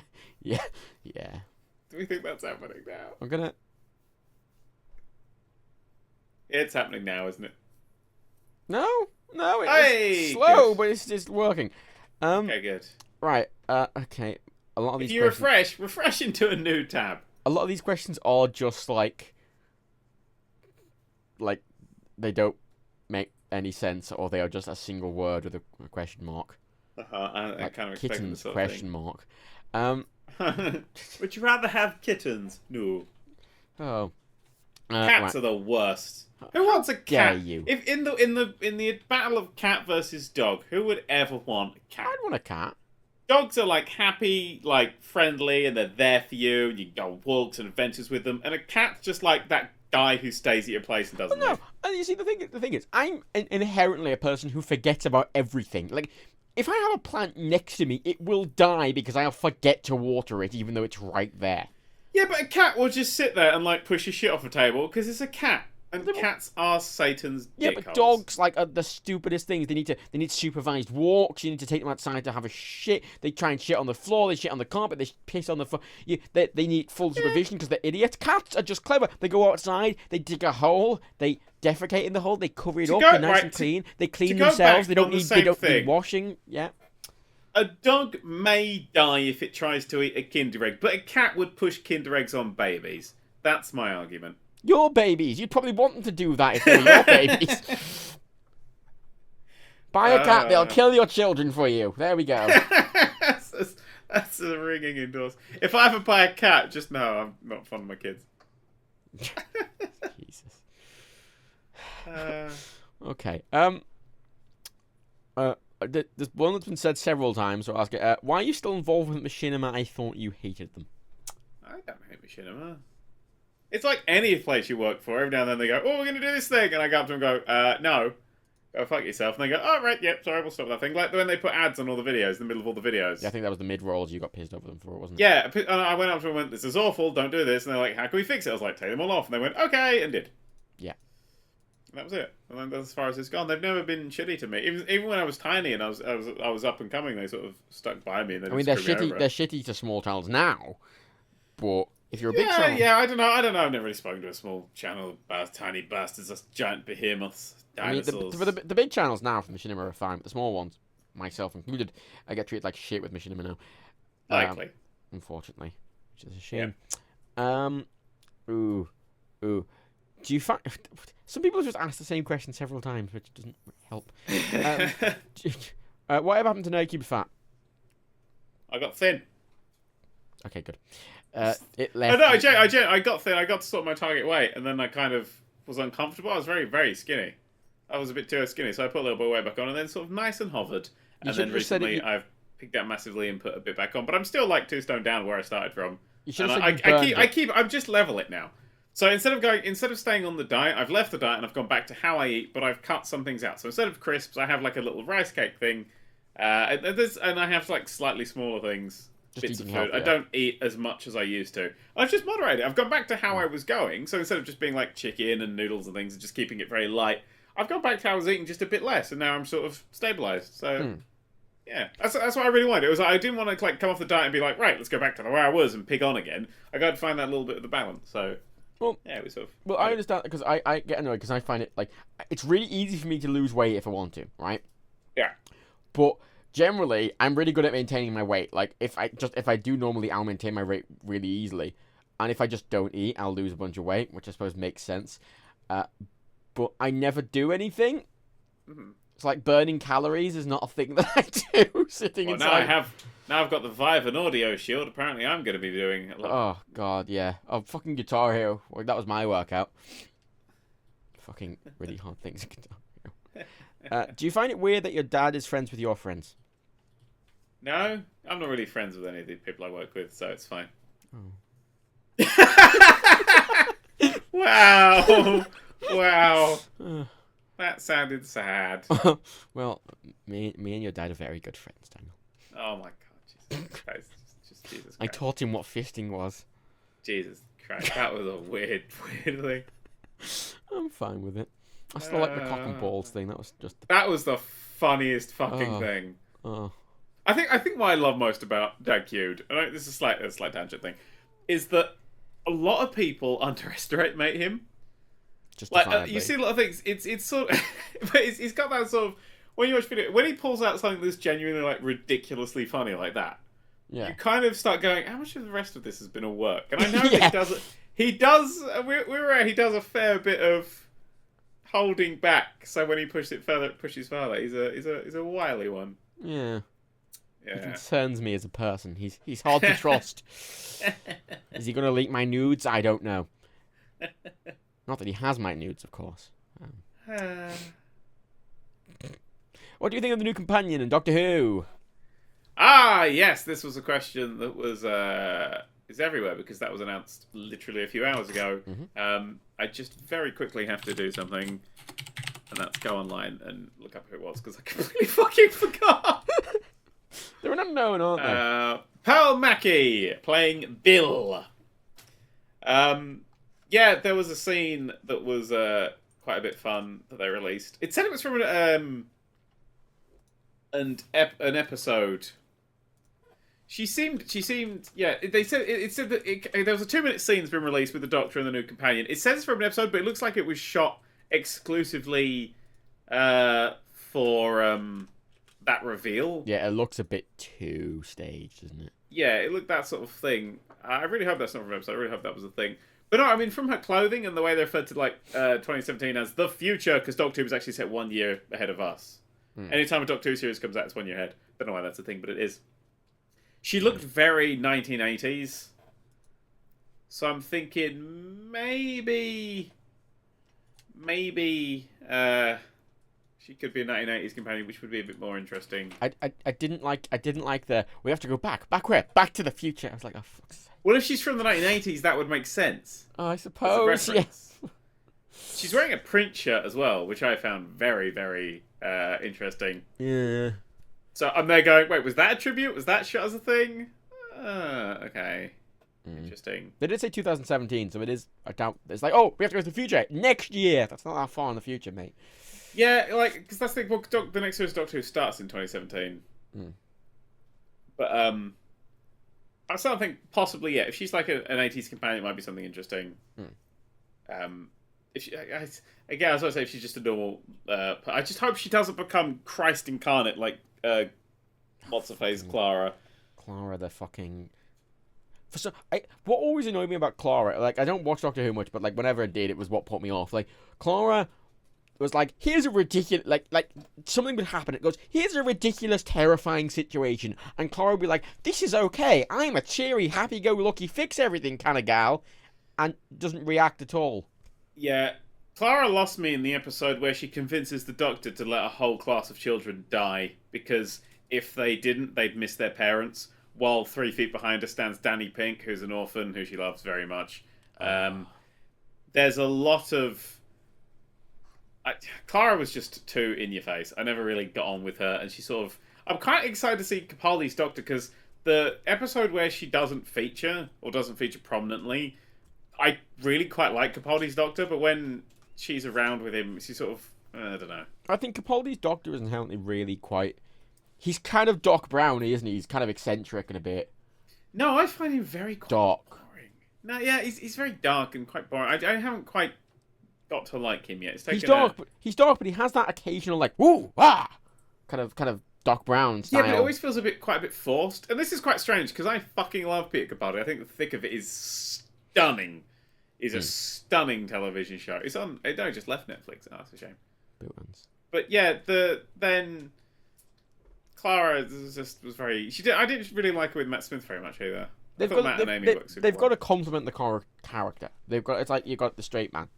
They do. I mean, the companion that I've always written was always a bit antagonisty to the Doctor, like actually quite a sort of like slightly betraying him bad guy, and they've not done that yet in Doctor Who.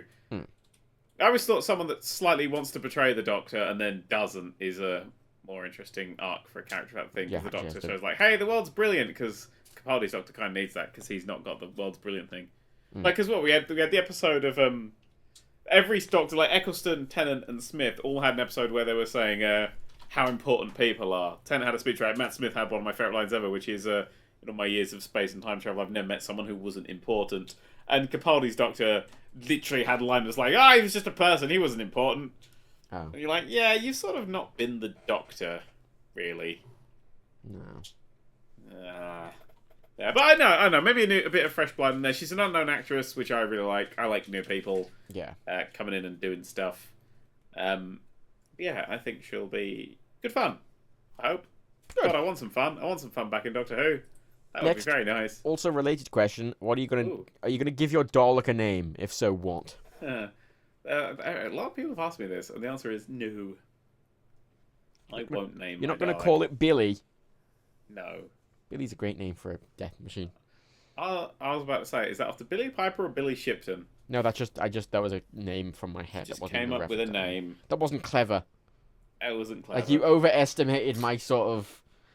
Billy Shipton, interesting one. No, I'm not going to name my Dalek. It's just going to be the Dalek. The Dalek. It's the Dalek in the hall. Well, Daleks don't have names apart from Dalek, Sekthe, though, and all that lot. The cult of Skaro. But, it's very rare to find a Dalek with a name. Daleks don't have names aside from all of these Daleks you just listed. Apart from 4, the cult of Skaro. Okay. Fair enough. Dalek they. What questions are you sick of being asked in sort of...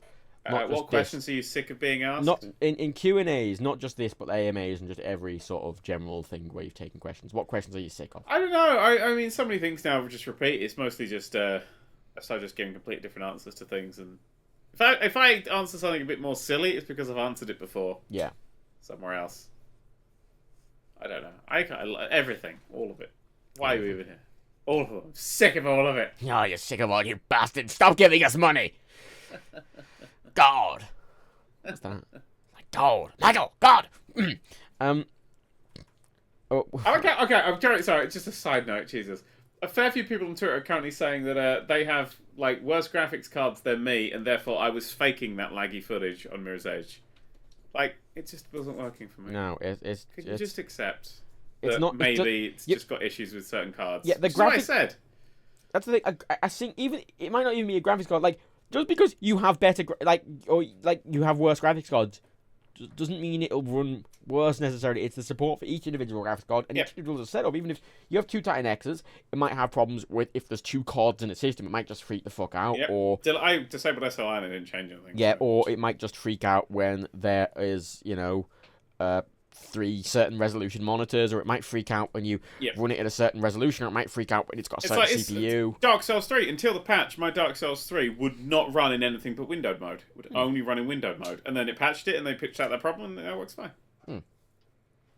Like, it's not like you're not doing what you did in the Sleeping Dogs video where you said it doesn't work, it's shit. You're saying it doesn't work for me. Because I've learned things. I've progressed as a character. Well, you're quite the character. Someone else, what happened to the Nerd³ Humble store? I think you might have mentioned this before, but you might as well. They stopped doing those custom stores and it went away. Yep. Very simply. Don't know why, but... No, we never really got any affirmative thing. They were like, well, we're closing this down because these. I was like, alright. Okay.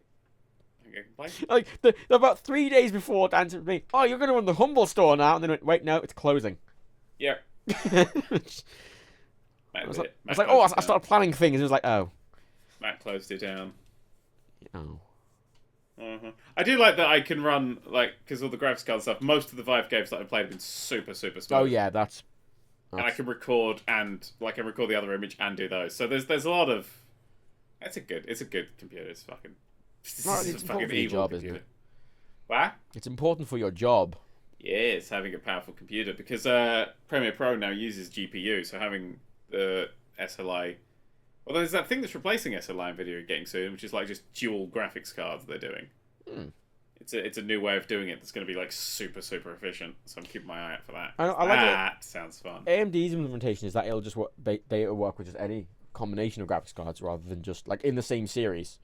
Like if you had a 780 and a 750. I tried that at one point and I had so many problems. No, it doesn't work very well. That's the thing. They sort of... It's like, oh, we have this feature. And it's like, oh, does it work? No. Yeah. Okay. It's like always, every time I've ever went into the NVIDIA controller, it's like, oh, you can activate surround. I'm like, okay, I'm going to click it, and then everything crashes. Yep. I will say that the Mirror's Edge Catalyst, when I was checking it, was running at 11 or 12 gigs of RAM. Really? It was actually using that much RAM. And I got 64 gigs, so I'm pretty okay for using that much RAM, but that was a real button. There's very little going on in it, apart from the cars! The cars on the ground, I swear, follow some AI pattern, because they go fucking nuts. Did you see the trains as well that were off the tracks? Yeah, the trains are off the tracks, the cars are... There's so many problems with that fucking thing. I liked the... invisible walls, those ledges you jump for that don't actually exist. Some walls that you just can't wall run on because they're not, enabled. I really, really hate, and I did mention this in the video, and I kind of got it, that I forgot to put it in, but I hate the way they do a wall run. So in any other game where you wall run in an arc, because that's how wall running works. You do a rainbow shape. You go up, then you hit the top, and then you come back down again as you're going along. That's just the arc that you take, because you run up the wall, and then you're coming down the wall. That's how it works. In this, you go up 2 feet, and then you just fucking beeline in a straight line along the wall for a little while before coming down. Yeah. I don't understand that. How is that the wall run that it works? Because there's amount of times I've tried to time my wall runs right, but it doesn't matter because you just go up and then you're in a straight line for a while. It is. It's not great. Blah. I quite liked that Mirror's Edge Catalyst.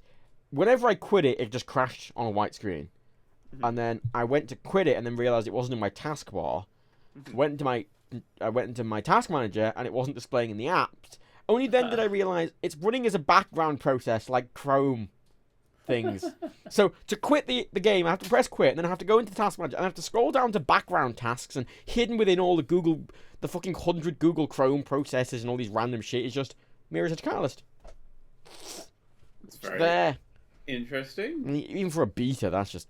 Well, a beta in inverted fucking commas. I hate when people go, oh, it's got 1,000 problems. Oh, it's only a beta. Yeah, but it's only also a month away. Do you know how long it takes to make a fucking video game? This is it, right? These betas are just advertising, aren't they? Well, no, they are. I read about this, and I got mainly annoyed because it's a demo that they make people feel like is exclusive. They have 1 billion codes for this closed beta, and anyone who gets one's like, oh, I've got exclusive. No, you don't. No, you don't. Yeah. They've sent 100 of those things. They've sent thousands of those things out. And then you get into it, and it's a demo, pre-release demo, that gives hype for the game, and they can excuse every bug in, because it's like, oh, it's a bug, oh, it's beta. I mean, they'll probably fix performance a little bit, and that's it. Yep. They're not going to change. They don't even have a feedback form in the game or anything.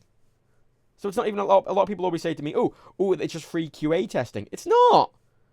You can't give feedback, so it's just marketing. It's bollocks. Yep. It's bollocks. And they call it like closed beta to be exclusive, and then they have the tiers and all that sort of thing. Yeah. It's got the open beta. And did you hear as well? If you pre-order, you get exclusive in-game items. Oh, of course you fucking What do that. in-game Ratchet items? and Clank as well. That pissed me off. It's Mirror's Edge. What items do you get? Fuck. What? A shinier grappling hook. Oh, fuck the. Fuck it. God, everyone complains of how I say beta. Sorry. People want me to say beta. Beta, pronounce however you want. I know what the fuck you're talking about. I'm not American. Thank you very much. Beta. I enjoy some of the comments on the subreddit that's kind of going, oh, if this wasn't EA, Dad would have hated it. And there's me earlier today going, yeah, Titanfall was really good. I don't like judge a thing based on the publisher. No. Who does that? Just this is the thing. Pre-release, right? If you see a trailer for something, you could look at it and go, well, this publisher's had a history of X, so they will probably do it for this. But when you're actually playing the game, that it doesn't matter at that point. It's I mean, EA do seem to have a habit of taking a good thing and then sort of genericizing it and making it quite a lot like everything else. I mean, because I wouldn't have a problem with an upgrade tree in a Mirror's Edge game if things that were locked in that upgrade weren't already unlocked in the last game. Because I feel myself just reaching for these buttons, and there's like, that's the thing that I need right now, and it's not there. Especially when it's stuff that you need to... Maybe the person who did that faster 25-second time limit has a grappling hook point or something that they use. I think maybe some people have found ways to, like, edit the save file so that they have, like, these upgrades that you can't get in the beta. Possibly. I mean, it's a leaderboard. Who gives a shit? That's why I missed having the gold, silver, bronze times. They've taken out that nice crunchy bone crunching death sound, so it's all like, oh, you fell down. Yeah. It's the little things that made Mirror's Edge, and now they're gone. It's like, this is great. Let's do, like, say 3 more questions, and then we'll wrap up.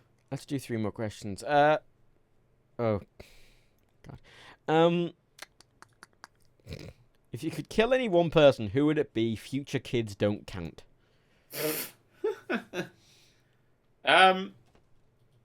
I would take out Elon Musk.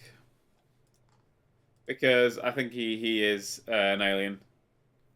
Okay. I mean, did you see that fucking spaceship land? Oh. Fucking... I watched that live. Yeah, so did I, and I got slightly annoyed. It's got a 4K video. They published a 4K video of it. Isn't it nice? It's so nice. But yeah, no, I was there just going, well, that's nice, you know, well done. You've done that. But how the fuck did you do that? Because that dude ran PayPal. That's where he gathered all the money. Tesla, getting in the automatic cars and stuff. And then now he's doing space travel. So what's going to happen is you're going to be driving around your automated car. All the money's going to fuck off your bank account. Then you're all going to blast off into space. And he's kidnapped everyone and stolen the wealth of the planet. That's his plan. He's going to kidnap everyone into space. Yeah, that's what he's going to do. I do have a 4K monitor. Thank you, someone in the chat. Fuck off. I saw that. I was like... Oh, you poor twat. Matt is going to immediately jump on that. I think we both have 4K displays somewhere, don't we? I have a 4K TV. I don't have a 4K monitor. Yeah. I like a 5K monitor. I watch Malcolm in the Middle DVDs upscale to 4K. That's all I do. It's like I taste the film grain at that level. I scaled 360p to 4K and it's immediately better. 480p. Thank you very much. Quality.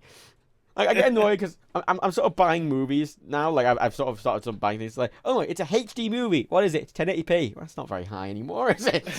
Well, it's UHD, Ultra HD, and 4K. And I watched like a normal TV. I was in a hotel in London. I went to watch a normal TV. It was like, why are the TV stations still broadcasting 480 fucking p? It's interesting. Like, what's the what? It's hard to broadcast anything more. Figure it out. It's fucking. It's 2016. We have like 4K TVs and people still fucking broadcasting in 480. I will point out the 4K TV I have is like the lowest spec one that I could get. It's yeah. huge, but it's like it's like half price sale. I was like, oh my god, that's amazing. Yeah. It was cheaper than the Vive, and it's like 60 inches. I think I'm buying a TV soon because I have like space for it, and I'm gonna get a 1080p screen and just spend as much as I would on a 4K screen and a 1080p screen, that's going to be really nice looking. Like an OLED or something. It'd be sexy. OLED. I know, right? Oh. What's the most infuriating parts of making games? Having to deal with me. That's, yeah. That's the most infuriating part. Because I am one of the... I don't know, I getting it all down to start with, like, 90% of the work that we've done for this game is paperwork and planning. Because I find if you plan it all and lock it down, will be much better, and then we can tweak things as if they work or don't. That sounds good. That sounds like a good thing. But everything else, yeah, I don't know. It's difficult. It's trying to make a game work without ever actually playing it. Yeah. And I kind of struggle with it, and that's why I think that the start bit's sort of taking so long. But the prototypes and stuff are kind of... It's more fun to sort of just start building a prototype. I'm always a fan of the sort of, like, let's have a meeting. Wait, no. Yeah. And it's a lot of... Oh, no, yep, never mind. Yep, okay. I think that's how you live your life, generally.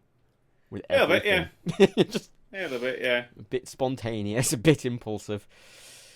Well, very impulsive. If you could associate... Wait, I'm confused at this one. If you could associate YouTube with a celebrity, who would it be? If I could associate YouTube itself, or... I'm confused. That's how it's written, but I imagine they just mean if you could associate your YouTube with a celebrity, what would it be? Oh, I would have thought it was like if you could, like, put one celebrity on YouTube.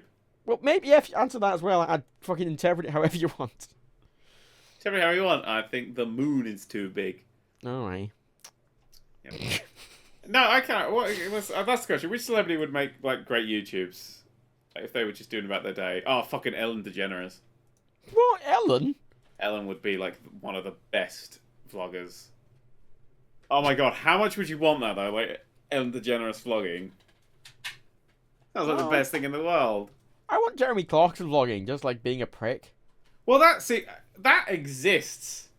That totally exists, because Richard Hammond has his channel, where he occasionally uploads little things, and James May has a channel where he uploads little things. Yeah, but I want Jeremy Clarkson to have a channel where he uploads stupid things. Like, he just uploads videos of him just insulting someone. I like Clarkson's Twitter feed. Oh, it's ridiculous. He's a massive dickhead. I guess that's the thing with Clarkson. A lot of people are like, oh, why do you defend Clarkson? He's a dickhead. Yeah, I know he's a dickhead. But he's not terribly harmful, and he's a funny man. I think he's quite harmful, but I think he's quite talented as well. Yeah. Oh, fielding vlogging? No, thank you. That would be fucking ludicrous nightmares. Oh. Of absolute horror. Oh.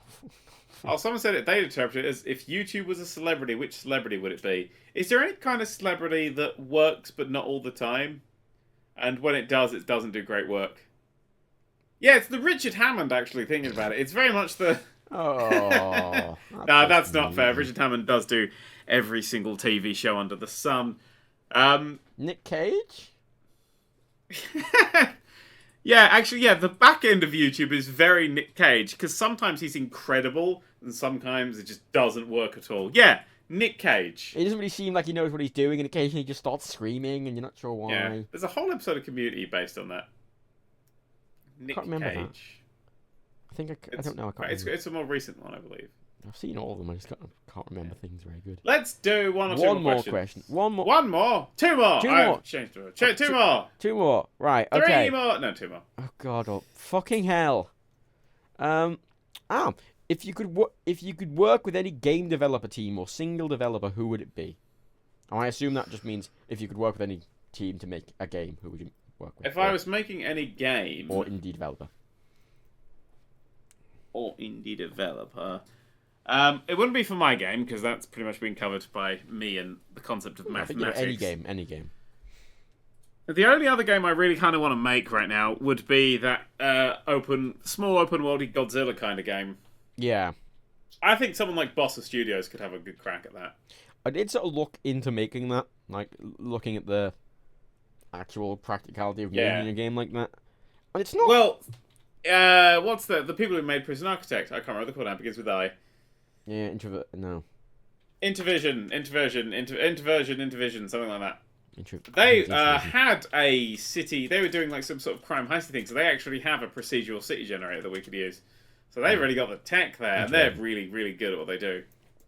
Now, I think it's just because you can get a lot of this stuff, like, you know, the idea of having a couple of classes. I mean, you can make a very basic type thing, you know. I like basic. I like basic. Big scaled up monster, destructible physics buildings. When you go in a building, it loads the interiors properly, and it just randomly generates the room. You have a basic room layout set, and it randomly generates what's in those sections. Yep. And then you just wander around, and it randomly generates the interiors of some of these rooms, and that's that. And you have some set buildings that spawn in the world, and you go about it. Yep. I mean, it's more complicated than that sounds, but it's not the most complicated idea. Yeah. So, Bossa Studios. Didn't they do an Ashen's Game Jam? They did do an Ashen's Game Jam. Yeah. They should do a Nerd³ Game Jam too. Fucking Jacksepticeye, PewDiePie, and Markiplier did their own Game Jam. Yep. Well, we haven't. I'm trying to do my own fucking game first, let alone make jam out of it. Right. One more question. I want to find a good question. Good question. Good 7 hour to answer question. We'll do us. Okay, I have one short question, which isn't really a long question, but I'm going to ask this. If you were, what would your wrestling character name be, and what would your gimmick be in WWE? I haven't thought it out yet. I do know what my entrance music would be, though. What? The Robbie Williams song "Bully." It's on this album that he released that was like unreleased songs as well. It's like a fucking obscure Robbie Williams songs at that. I think it's got a proper good hook to it as like an actual wrestling entrance thing. But failing that, it's either that, or if I needed to go for something a bit more well-known / generic-y, well, not very generic-y, but more sort of malleable, there's always Daft Punk's De-Rezzed, which is one from the Tron soundtrack as a good intro music. I think, because I'm not ever going to be a wrestler, I would probably be some sort of Paul Heyman type figure where I'm just like... I'd love to see you as an actual wrestler, just really not able to do anything. I would not be able to do anything, and I'm terrible at that sort of thing. But I could always be sort of like the random... I'd just be like Vince McMahon's secret kid who's richer than Shane. That would be my gimmick. I'd just be Shane McMahon, but richer. And that's what I'd come out like. And Bully would fit that really well. Like, he comes in like a Lamborghini, and then you come in a gold Lamborghini. I come in like 2 Lamborghinis, one on top of the other. Just like outdo everything he does with a the throne on top, and I'm just riding the throne on top of 2 Lamborghinis. Okay, did you see that? I imagine if you were a wrestler, that famous match where Brock Lesnar just murders like that really skinny guy with like one leg. Yes. That really brutal thing. I actually got asked a question the other day, which I want to actually about, like, you know, women and male wrestling combined, sort of male wrestling, females. Oh, that's very on tune with the news about China. Well, it's an interesting question because a lot of people say, "Oh, no, you can't do that because you can't hit women," but that's inherently sexist, is it not? It depends. It really does depend, because they're like, if Brock Lesnar punched, for instance, Becky in the face, she would explode. Yeah. Actually, no, I'm not Becky. I see Charlotte, I think, could take a punch from Brock Lesnar. Yeah. Whereas Becky, I think it would generally do... It would look wrong. Eva Marie, I just want to get punched in the face. It's just... We'll do about that later.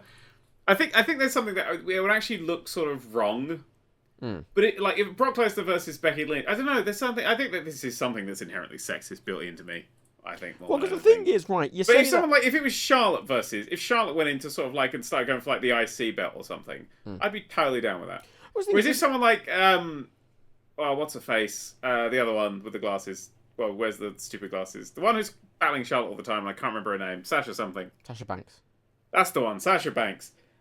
If she went into the IC thing, I would like, yeah, kind of not. Well, you think the interesting thing is you say that, but obviously if they did the Brock versus the one-legged skinny guy thing, yeah, Brock did murder him, and they've also done like Brock versus Kofi inherently. You know, if you think of it in weight terms, lightweight, midweight, and heavyweight, like a lot of the like female wrestlers would just be in the lightweight class. You know, I could That see is true. Charlotte at the same level as Kofi in a lot of ways, in terms of And weight think and about sort of it, power. Becky Lynch could fit the sort of Lita role, because that's the two sort of roles that women took when they went against the men, was the fast and nimble role against someone like, you know, you got someone like a Lita, and then there was the big, heavy ones like China.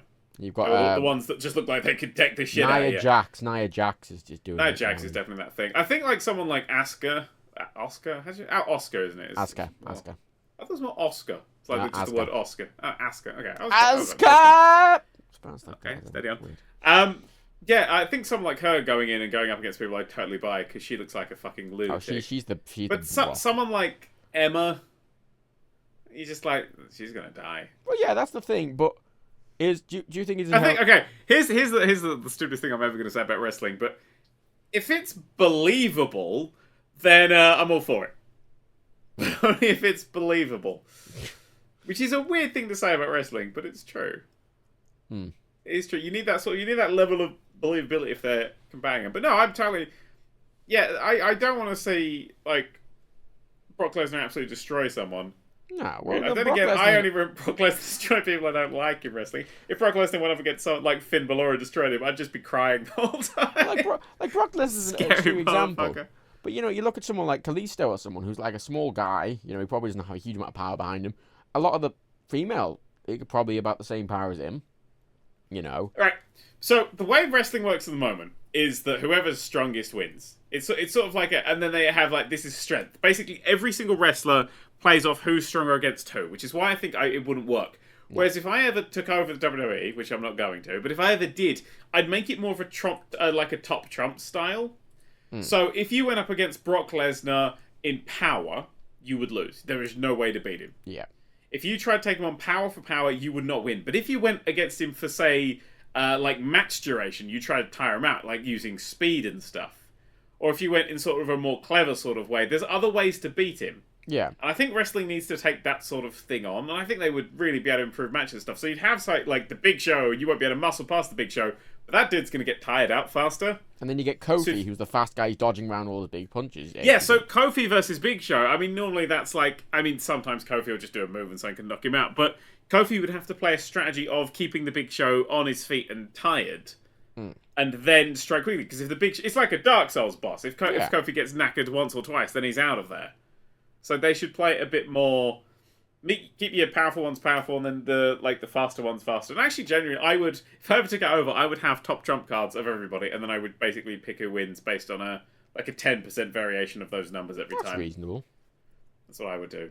I think that's reasonable. Yeah. Okay. Yeah. That's the end. That's the end. Yeah. I just ended there. Yeah, that's it. We're done now. That's the questions done. Okay. Yeah. Cool. If you want to ask us things for next time, support on There'll Patreon. be a post in 30 days time on Patreon. Yeah, probably at 4 a.m. because you forget to do it because you're playing with your mind. I want to point out I did message Dan about 10 a.m. the day before, and he only. And I will point out that I didn't get that message until about 4 a.m. That's when I decided to do it. Yeah. But that was because you didn't check your messages till 4 a.m. Yeah. Well, why would I? I was busy the rest of the day. With your Vive. Stop playing with your Vive and come to dinner. I want to play with it more, Matt. I want to play. I want to never stop playing with myself. My Vive. My Vive. I'm going to put fucking cornflakes on your floor. Oh, that's a good reference, by the way. Thank you. I like that. Yeah. That's a good masturbatory reference. I enjoyed that. Well done. I appreciate the old school. I appreciate that you enjoyed my masturbatory reference. And on that bombshell, it's time to end. Goodbye, everybody.